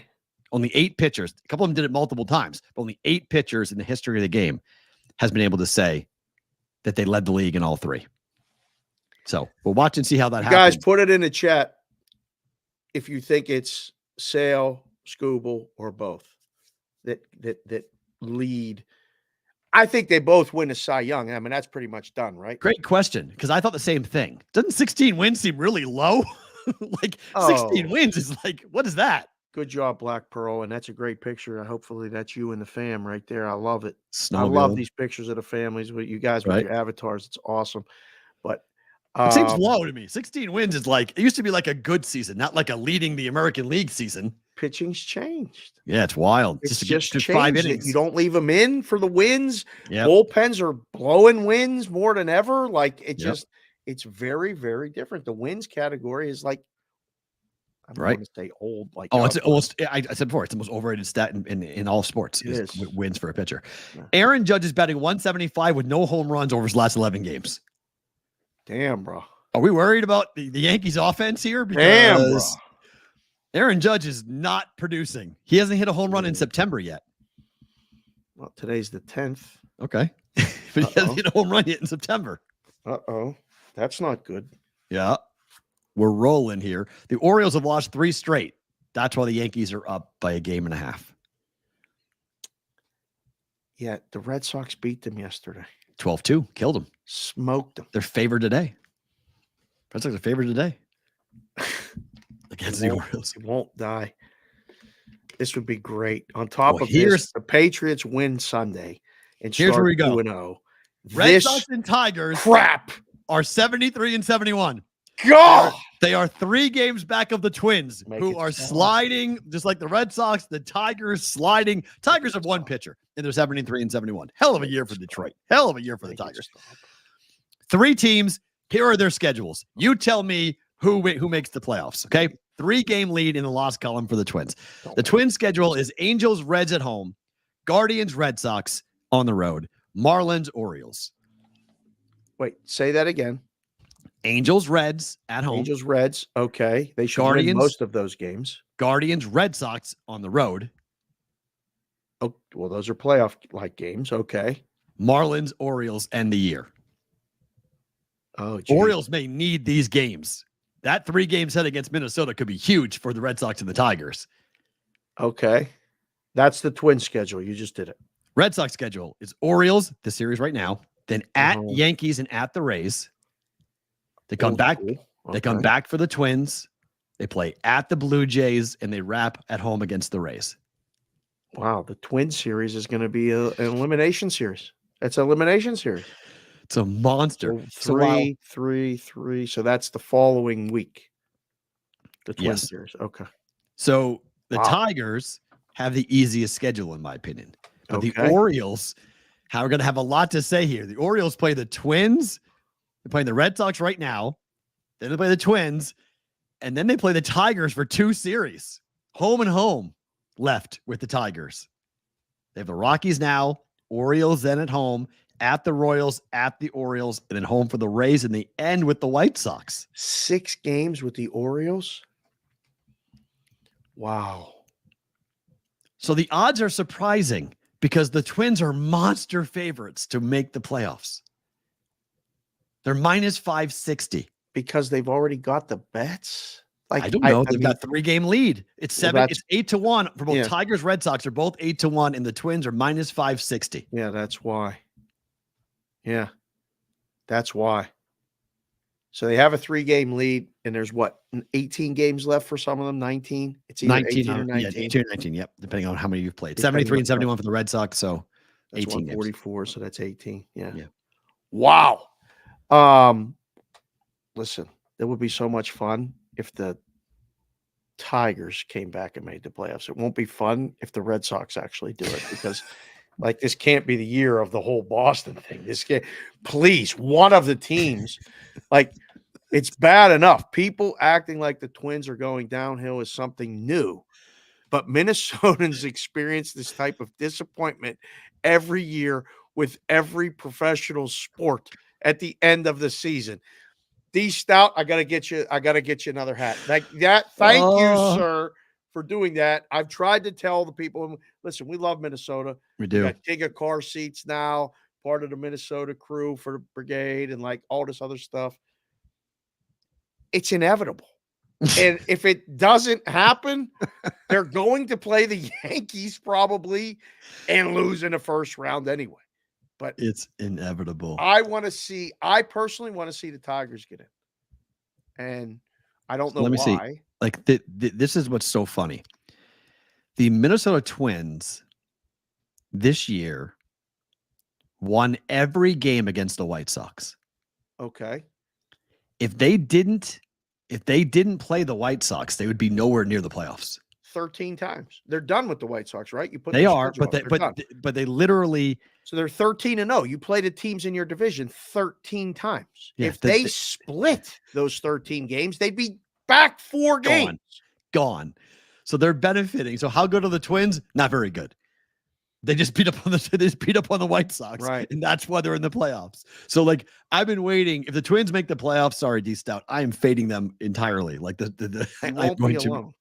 going to fade them to no end in their series because I don't believe they're a good baseball team. They just get very lucky to play the White Sox 13 times.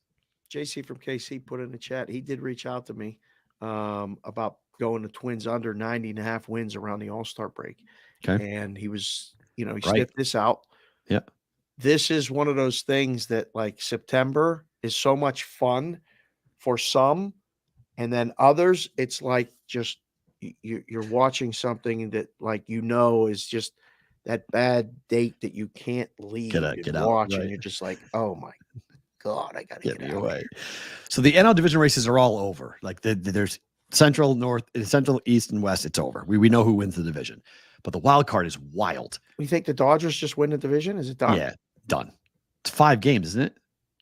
I thought it was 4. It's too high. It's too many games. It's too many games. The standings they They have a are. lot of head-to-heads.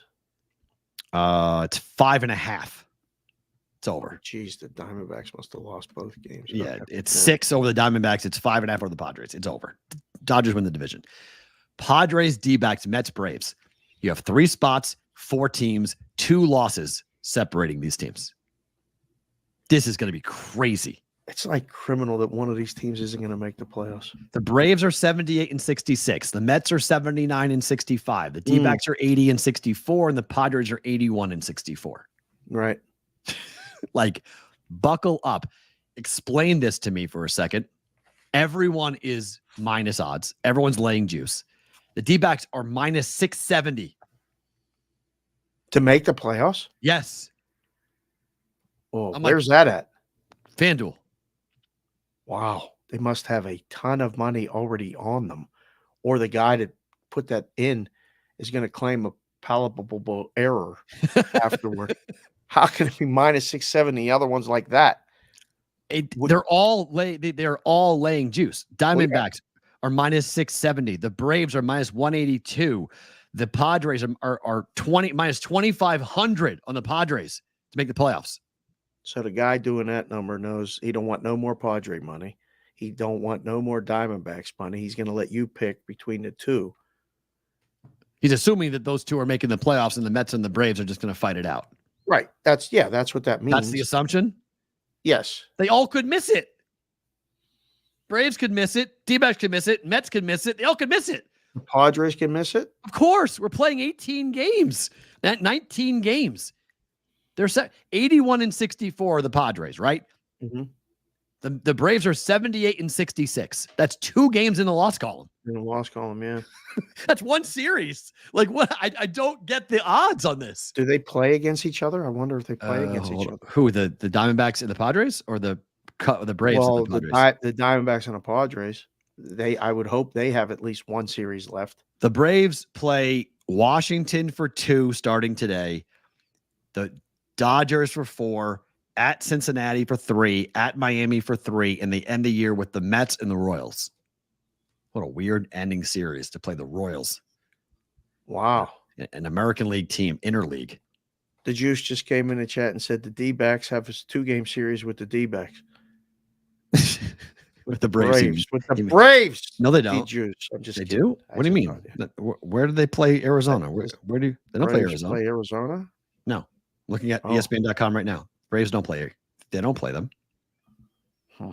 The Diamondbacks, the Diamondback schedule, they play Texas for 2, Milwaukee for 3, at Colorado, at Milwaukee for 4, and they end with the Giants for 3 and the Padres at home. Diamondbacks, Padres face off against each other. Last series of the year. Last series of the year. Explain the numbers to me. I don't understand the numbers. Like, we're just a foregone conclusion. It's Diamondbacks and Padres. They both could, I guess, but they both can't. But one of them can miss the playoffs. But one of them can miss it. Right. I don't understand.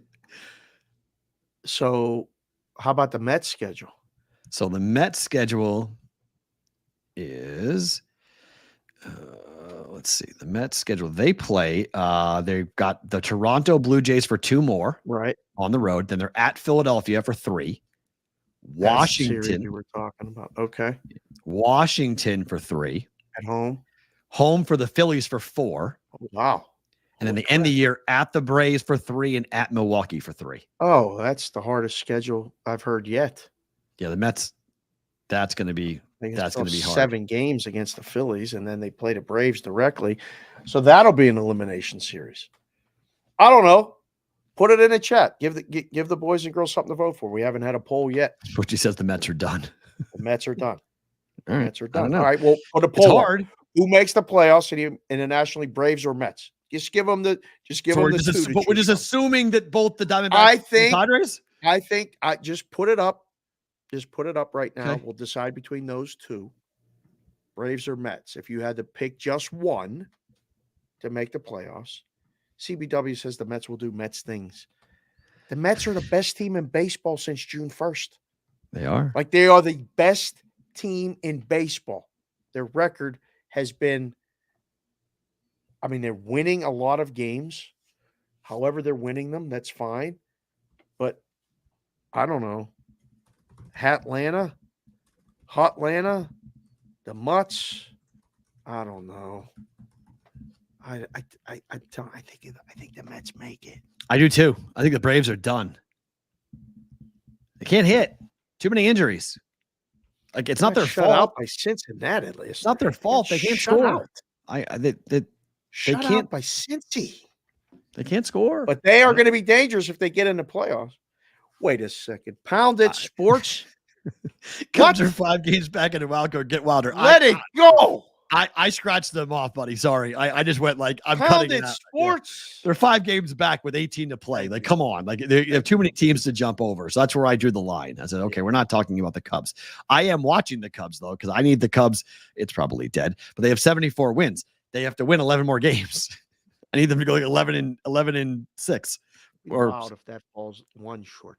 if it falls 84. I hope it does, though, because then I'll bet the other side. I hope I get there. If I get to 84 wins and I just need a half a game, I'm hammering the other side. Right. That would be great if I could do that. I just don't know if I can see. I don't win 10 more games. I like that Pounded Sports, both the name and the avatar. Thank you for being here. So appreciate it. And the dollar got signs. you. Look, we got the same hair. It's pretty wild. Baseball is going to be in for a fun couple of weeks. You got to stay involved. You got to stay involved. I got bets rolling on. I got 5 season bets. I'm watching them all. I'm going to be involved watching them all. I'm excited.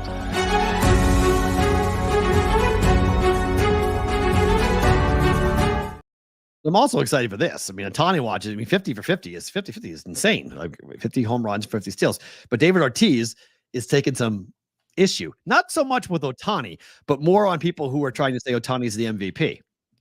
Ohtani was called the pretty girl of MLB, that the writers are falling in love with the pretty girl, but they aren't holding him to the same standard that David Ortiz got held to when he was having incredible seasons, because they said you're an MVP, you can't win. You're a DH, you can't win MVP. In 2006, David Ortiz led Major League Baseball with 54 home runs, 137 RBIs, total bases of 355, and batted .287. He also led Major League Baseball in 2005 in home runs. Did not win the MVP in either season. Is Ortiz right to be a little bit ticked off that everyone's just saying Ohtani, that steals are so much greater because he just got to 100 RBIs this week? Ortiz had 137. How many steals did he have? In his career, 17. Low number. But that's the question, though. So is the stolen base number, is that what separates and why you can make Ohtani the MVP because he steals bases? Isn't that a little bit tough to square that circle? We're taking one stat, and now that one stat means all the other fielding stuff is out the window, because that's what everyone said about David Ortiz. Now, I forget the steroid stuff, guys. I know what you're going to say. You're going to go, oh, it's 05, 06, steroid era. Fine, I get all that. But it's still the point. The writers at the time told Ortiz, you can't be MVP. You're just a hitter. Yeah. We were talking about this in May, whether they would actually let him win this or vote for him. And, you know, Acuna getting hurt, Mookie getting hurt and missing time and all that other stuff. I mean, there was nobody else. And now what he's doing is going to be done for the first time ever. Like, sorry, Big Papi. I mean, that's a good point right there that Reed said. Reed Horiuchi. Oh, let me see if I say that right. I don't know. Maybe a recruit, though. First time I've seen his name. That's cool. Thank you, Reed, for being here. Horiuchi. There you go. Ohtani bats leadoff, so he gets less RBIs. This is true. He bats leadoff, so he steals. Big Papi was a bad mofo and should have been an MVP, Ron Sean. You could make that argument 100%. But the writers policed the game back then and said, so why? And that's why he's calling Ohtani the pretty girl. because they're getting all enamored, like, oh, they're falling over themselves, and they're forgetting their same rules that they put into place for guys like David Ortiz.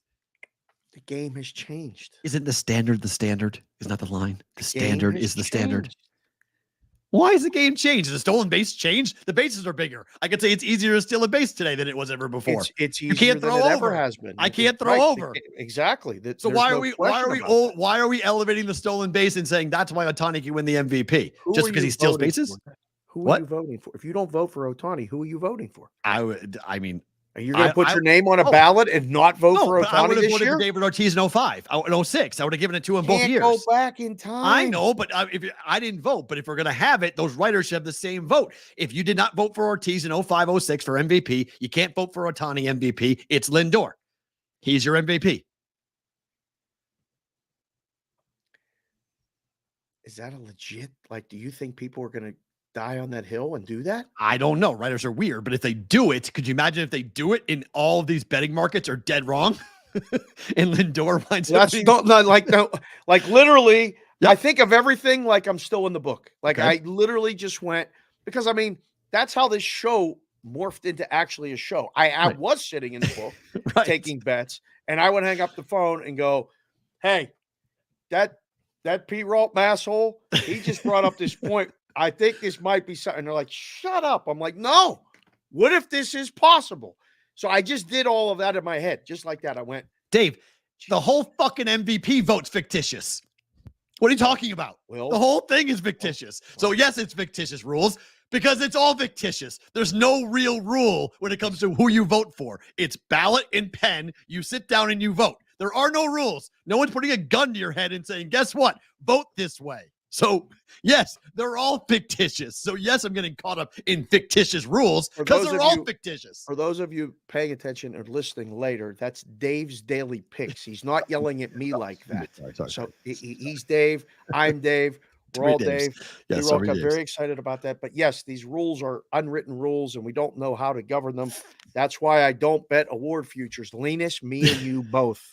And I hated booking them for that same reason, because you just put the thought in my head and I get some, bad guy, rhombus, parallelogram, whatever, come in and go, I heard this jag off on this show called Bostonian versus the book, but I'm taking 8-1.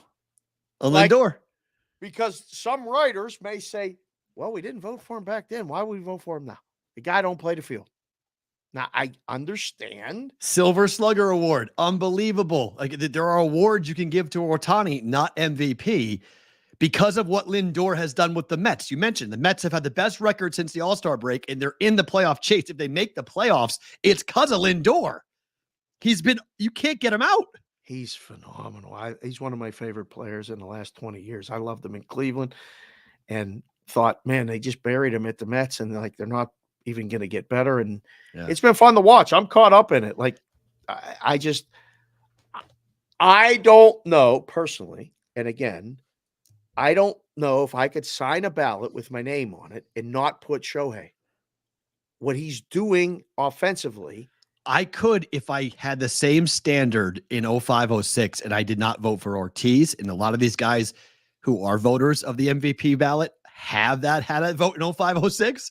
So if I had the same principle, just me personally, I would not be able to put Shohei Ohtani. If I voted for Ortiz in 05 or 06, I would vote for Shohei Ohtani, MVP. They both should have won it, or neither one should win it.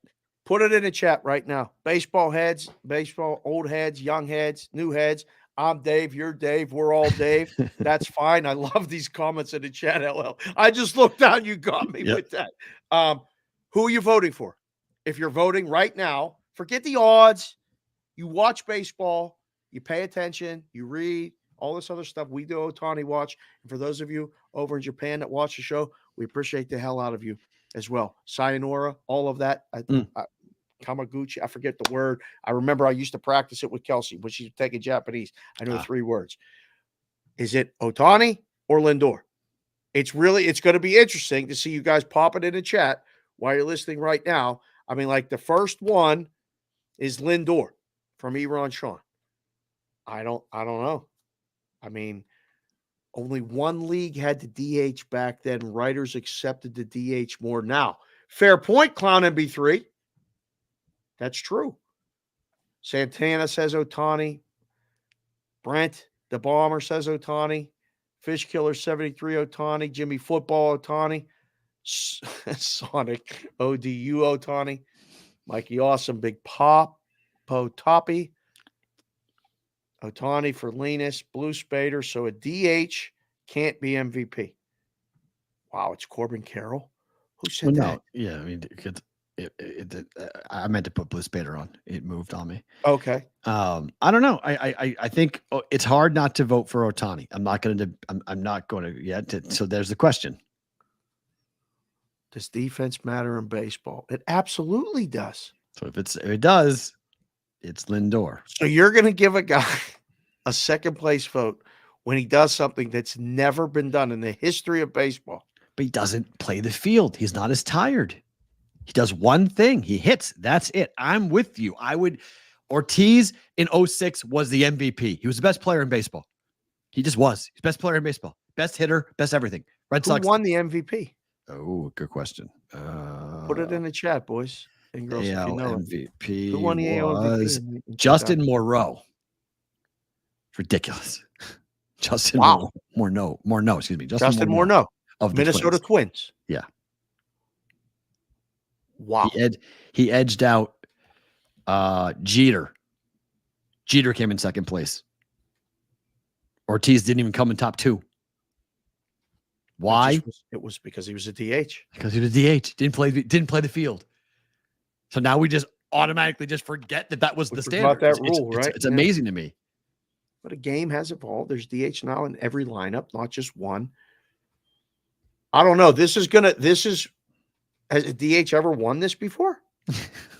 Let's have something. Sorry. King, of course. Sorry. It's tough to be a Minnesota person. Sorry. You're 1-0. That's good. I need a picture of the van. I need a picture of all those car seats in the van. Please do it. That's great. Let us have something. Hell yeah. So we'll see. All right, we'll put some things in here. Baseball games today. We'll start with the Braves and the Nationals. Braves are slight favorites. They were bigger favorites. The money came in on the Nationals tonight. Down to 135 on Lopez pitching for the Braves. Oh, God. Wow. Come on. I mean, they lost yesterday, right? Shutout to the Reds. Now go to Washington. Mm-hmm. A slight lean to the Braves, but it's a dead under again. Dead under. It's under machine. Mets, Blue Jays. Peterson going for the Mets, road favorites. Bassett going for the Blue Jays, totals 8. Doing a show yesterday on the pregame show for the football game and worrying about the Jets and the Niners. And they're like, what do you like? I'm like, I like the Mets. And they're like, it's a football show. I like the Mets. I like the Mets. And like, you can't say that on the show because they're asking me in between, like, what's your best player? I'm like, the Mets. The Mets. The Mets. I like the Mets. The Blue Jays are toast. Done. They are. Kaput. I mean, look at this number. I mean, it's cheap. It's minus cheap. 115, 119, 120. I like the Mets. We'll stay in the National League. Rangers, D-backs. Zach Gallen at home. Kind of a cheap price on Zach Gallen at home in a game that the D-backs need. What's it now? 175. Oh, well, it's 180. So it's down a nickel. Yeah, but the overnight was minus 135. Yeah. Hello. See ya. Yeah, come on. Texas. The only way you're getting beat there is if Evaldi pitches a gem. Which he can, but the Rangers are done. D-backs need it. I mean, they're beat up. They're shutting guys down. They're playing out the string now. So a lot of times in September, you get these games. I want a team that's not still competing, but is called up all their guys and they're playing. So watch if Texas has the call-ups in, maybe you got a shot. Somebody who I follow on Twitter said, bet all the National League teams to win that need it today. Braves, Mets, D-backs, Padres. Oh, really? Here we go. Bet them all. Bet all really? 4-game money line parlay. Okay. No? Are they sitting or standing or walking when they said it? Was that a fair question? What was so funny? I was just curious. I'm just curious. It's a fair question. That was so funny. Because I didn't get it at first. I was like, sitting, standing, or walking. What do you mean? Oh. Ah, what? Now I get it. Now I get it. You get it? Yeah, it bounced and hit me in the head. Whoa. You said that? Man, oh, man. So let's see. If you parlayed that, that's Braves, Mets, Padres the against Diamondbacks, Padres. That is a Padres 9-1. Yeah, That's a 9-1 return. that's not bad. Padres are dogs in Seattle today. Yeah, that's what I mean. What's that? Why? Oh, geez. I haven't decided yet what I'm going to wear later on the show. I might have to wear the Padres stuff again. Might be a good idea to wear the Padres stuff. Guys, we'll do the American League in bonus time. If you're watching on the replay on Sirius, on Sports Grid or listening on Sirius XM, thank you for being here. For the rest of you guys who are live on YouTube and Twitter, don't move. We'll do the American League more tomorrow. Well, watch Wednesday with Alex Kane tomorrow for you guys who are on the replay.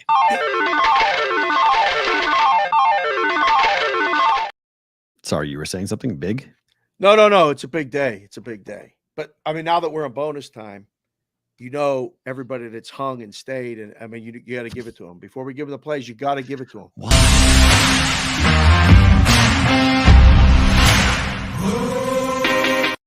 Oh, I'm not doing this, guys. Just FYI, this is all Dave. I'm not doing anything like this. I'm doing it. This is Dave. Blame doing me. this. Come Yes. at me at Sports Beat Take and Sing. Come at the show. Email us. The BBB show. You're on Sean's doing the parlay. There you go. 9-1 parlay. Go I'm ahead. in on that, Matt. Holy crap. Ron Sean's on the NL must-win parlay. Four teams that have to win today. Bet them all to win. Really? Yeah. All right. So go ahead. There you go. They all have to win. Go ahead and jump in. The American League side, Orioles, Red Sox. Somehow the Red Sox are favored. Like I mean, I hope the books are right here. Sox need it. I ain't betting it. No way. I saw that Adley Rutschman is hitting 187 since the All-Star break. Yeah, they can't score. And their pitching is bad. We know that. So they have to score to win. If they can't score, they cannot win. They can't win a 3-2 baseball game. They got to win like 10-5. I don't know. This is I'll say it. It kind of hurts to say it a little bit, but I like the Red Sox. Uh-oh. Look out. All right. What about the Tigers? Son of If the Sox win, Tigers are the Rockies. These are games. They got to win these games. Tigers have to win these games. What's the price? Hold on. Minus 185. Oh, it's going to close minus 200. It's going up. I mean, you got to bet the Tigers. What are you going to do? You're going to say you want money, real money on the Rockies? No chance. No. They're good. I mean, they might lose one of them, the Tigers, right? This is the first game of the series or second game? First game of the series. This is the Rockies. They got Tuesday, Wednesday, and Tuesday, Wednesday, Thursday. correct. Yep. Right. This is the first game of the series at home. Yeah. They just took 2 or 3 from the A's. Right. On the road. Right. Okay. Yeah, they're winning. Okay. Everything's Angels coming up 3-1-3, baby. Angels Twins. Big favorites. They need it. Go Angels. Let's go Angels. Oh, let's go Angels. what are you talking about? Let's go. I don't have any Angels gear, but I need to wear the Angels gear tomorrow. I have so much Angels gear. So wear it tomorrow.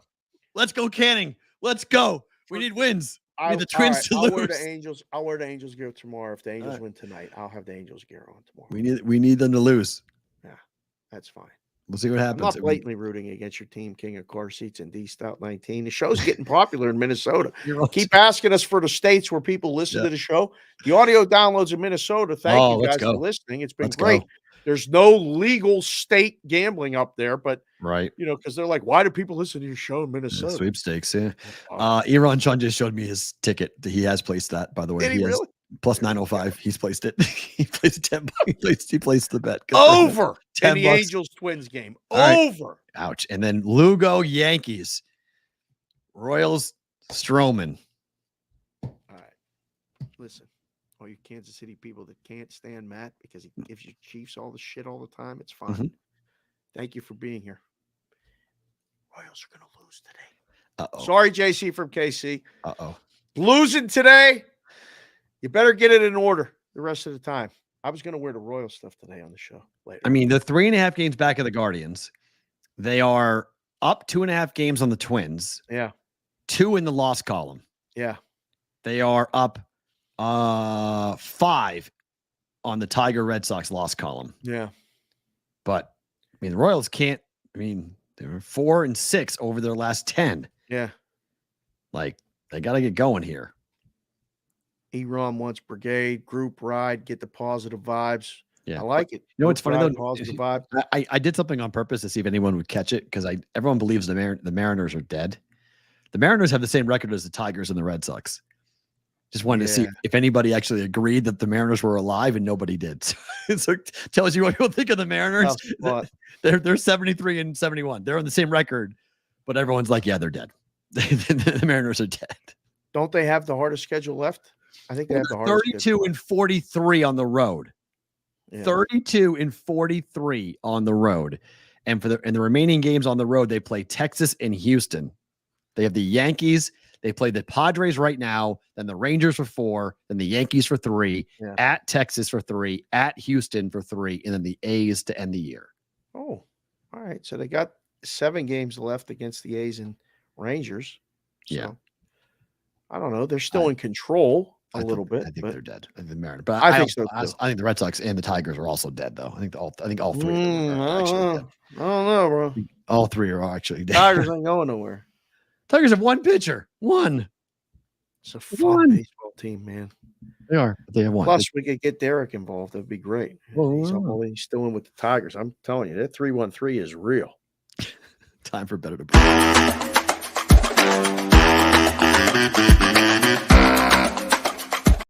All right, I got 2 plays in the association. The W. Can't do baseball, Dave. Sorry. I'm taking my wounds and going home here on this. I might go 5-0 on my season win totals. And if that happens, it cuts into the deficit a little bit, but I don't want to add any more into the pile. Fair. This number moved dramatically. I can't believe you didn't have Skeens yesterday. That would have helped. You just bet Sparks Skeens. Plus 9.5 tonight at home. Okay. It's now 11.5, right? It's totally moved against me on this game here tonight. Connecticut goes there. Yeah, it's 11.5. So you can get a much better number than when I played last night. Basketball. Sparks cover big numbers. They're bad. They're a bad basketball team. They just cover big numbers. Is this season almost over? Yes. But when they do double digits, I bet the Sparks because they cover big numbers. Okay. They'll lose, but they're not going to lose big. Okay. We'll take your word for it. We'll see about it. Lynx on the road, laying 5.5 or 5 to Atlanta. Atlanta stinks. Isn't this the best team in the league? Yes. The Lynx sneaky.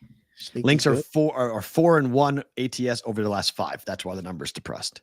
I'll take a home dog here. Okay. Just because I'll take the points. I got dog in the game. In the games. We'll split. I'll bet we'll split. Okay. I'll ask you one bonus because I did it on the juice last night, but UNLV is playing at Kansas on Friday night. They're playing at the soccer stadium, they're not on campus. They're in Kansas City. Number opened up at 8.5. I took 7 last night, plus 7 on UNLV. Is this a neutral? No, it's a home game for Kansas, but it's in Kansas City, not Lawrence. So how far away is that? 45 minutes to an hour. It's not far, but they're playing UNLV on a Friday night in a soccer stadium an hour away. Correct. 0 home field advantage. Correct. I think they win the game outright. Rebels might win. I think they win the game outright. They already beat Houston on the road. I think yes. I told you. I told Jason Casey. Yeah, I take it. I took it last night plus 7. I took money line too. I bet money line too last night. I think this would be tremendous for business if because they play Syracuse. They have a bye and then they play Syracuse at home. You got to get CBW on a plane if that happens. Massive. I mean, it's kind of crazy. So a kid in my class says to me, he says, "Hey, professor," I said, "Yeah." He goes, "If we win on Friday, could we make the playoffs?" I was like, "Holy shit! Are we actually talking about? You guys are actually seriously asking this? Playoffs for you? Playoffs." So here's the question, right? Here's the idea. And you're right, CBW. Syracuse might be 4-0. It may be 4-0, 3-0 playing here in Vegas. Game might be sneaky good on a Friday night. ACC Mountain West Conference game. But there's one team from the non-Power 5 that makes the playoffs. So the top team that's not Power 5. Yeah. So if you have a UNLV team that runs the table and beats 2 Big 12 teams in the season and they're undefeated, they might make the playoffs. They'll have beaten Syracuse, ACC, Houston, Big 12, Kansas, Big 12. Run the table. I said, look, you're undefeated. You get in because your non-conference is good enough. They have the highest paid coach in the Mountain West Conference. They have a quarterback who's a fifth-year senior who is playing his ass off. They have a really good running back. They have 2 very good linebackers. They have the best wide receiver in the Mountain West Conference. I mean, they're legit. Like, UNLV is legit. I know it's kind of like a crazy comment, but like, they got a football team. Like, Barry Odom's got a team, and he's got people here in town. I was the crossing guard. I was walking out. The guy's wearing his UNLV hat, and he goes, Friday night.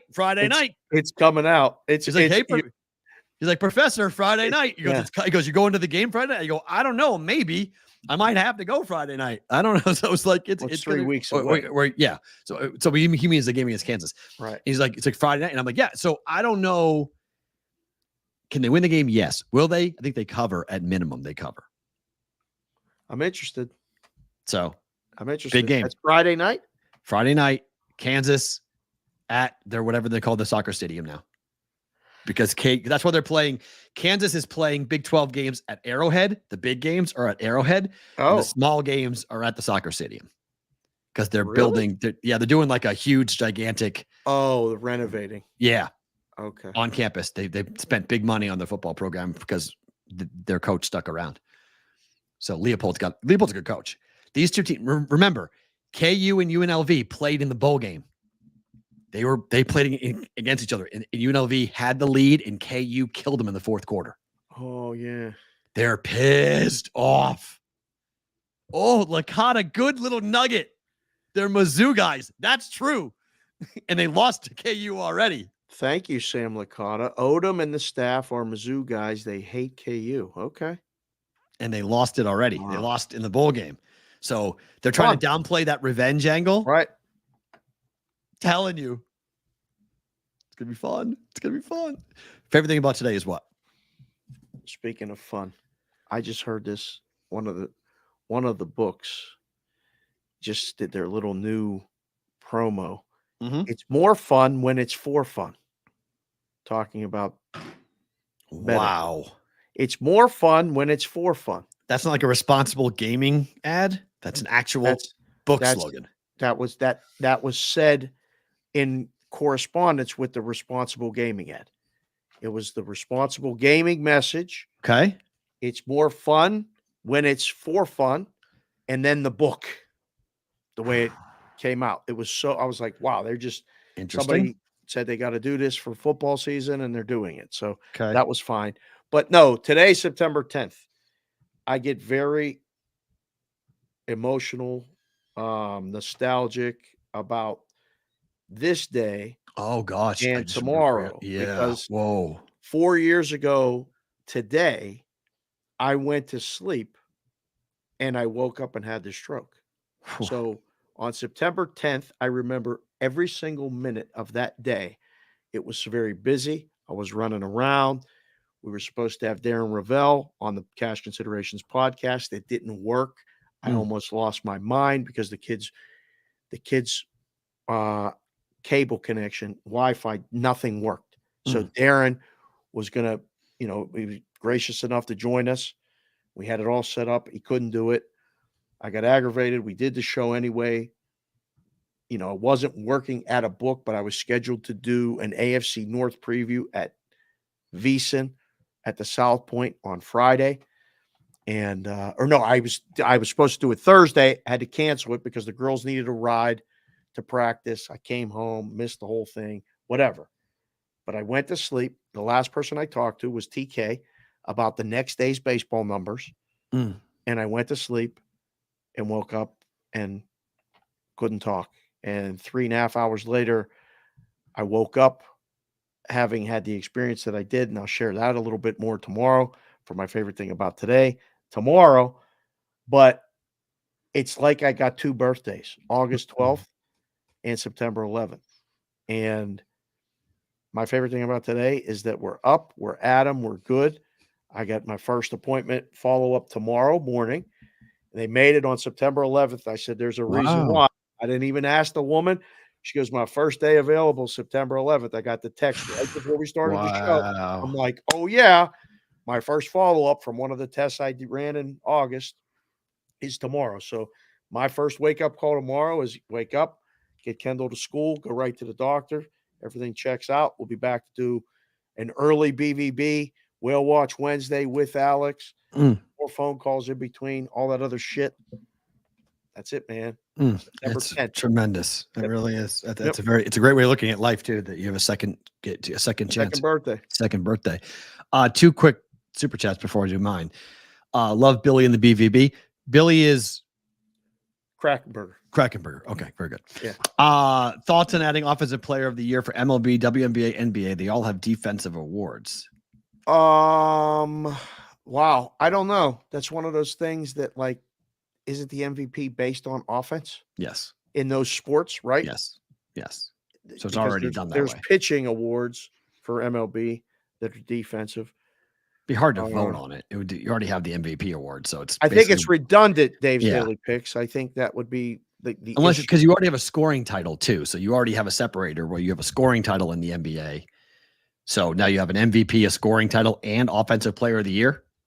It's like 3 the same.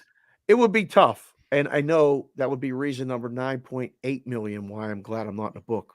Having to make a market on that. That would suck. Yeah, it'd be difficult to do that for sure. I know we're always looking ahead. We're always kind of previewing. But it warmed my heart today when this came out that I know where I'm going to be on November 26th, 27th, and November 30th. The Creighton Blue Jays are playing 3 games here. They play San Diego State, Texas A&M, and then Dana Altman in Oregon coming up on November the 30th. Damn, bro. For the Players Era Festival. I don't get 1 game for the Creighton Blue Jays this year. I get 3. Are those East Coast times? East Coast. Those are Central times.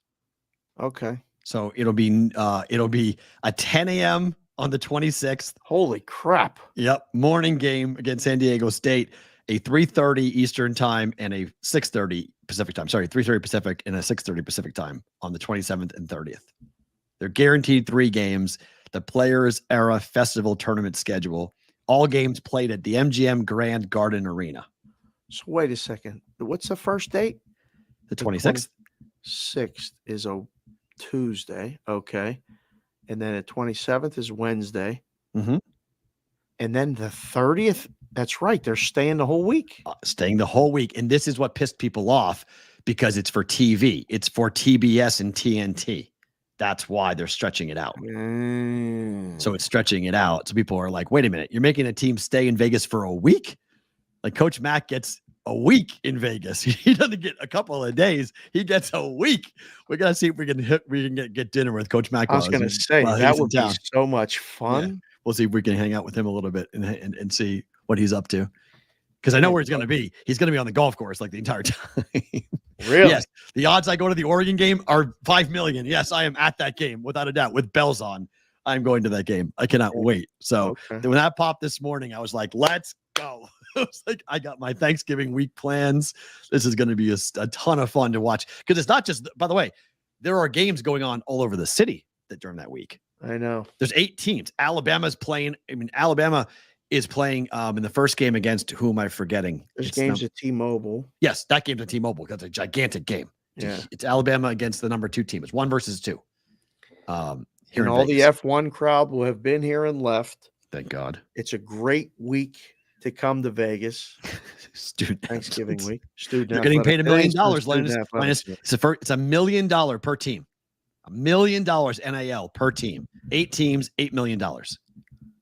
Bro, I'm going to be running around like crazy. And I don't know. I don't know if the kids are coming home. The 2 big ones for Thanksgiving. We're having a discussion about that. So it might be a real interesting Thanksgiving. A little different. I did a virtual Thanksgiving a couple times. Set up. I literally set the iPad up and they ate and I ate. It was virtual. I wish I could have done that when I was in Curacao. That was the weirdest one. I didn't come right over that when I was working. Away. It was like, man, we did a turkey. We had to ask. Storm and Norma got a turkey for us in Curacao. It was the craziest thing. and they were all like, why do you guys eat turkey on Thanksgiving? Because we're in Isn't that another crazy? country. Yeah, right. They had no idea. They thought it was the strangest tradition. We couldn't really. And it's weird. I mean, you stop and think about it. It is. I mean, you have to explain the backstory as to the pilgrims and the first Thanksgiving and all the stuff that comes with it. It is one of those strange stories of like when people in like Arizona eat turkey. It's like, why are you eating turkey? Turkey's not from here. Like, what are we doing? Like, it's different. So yeah.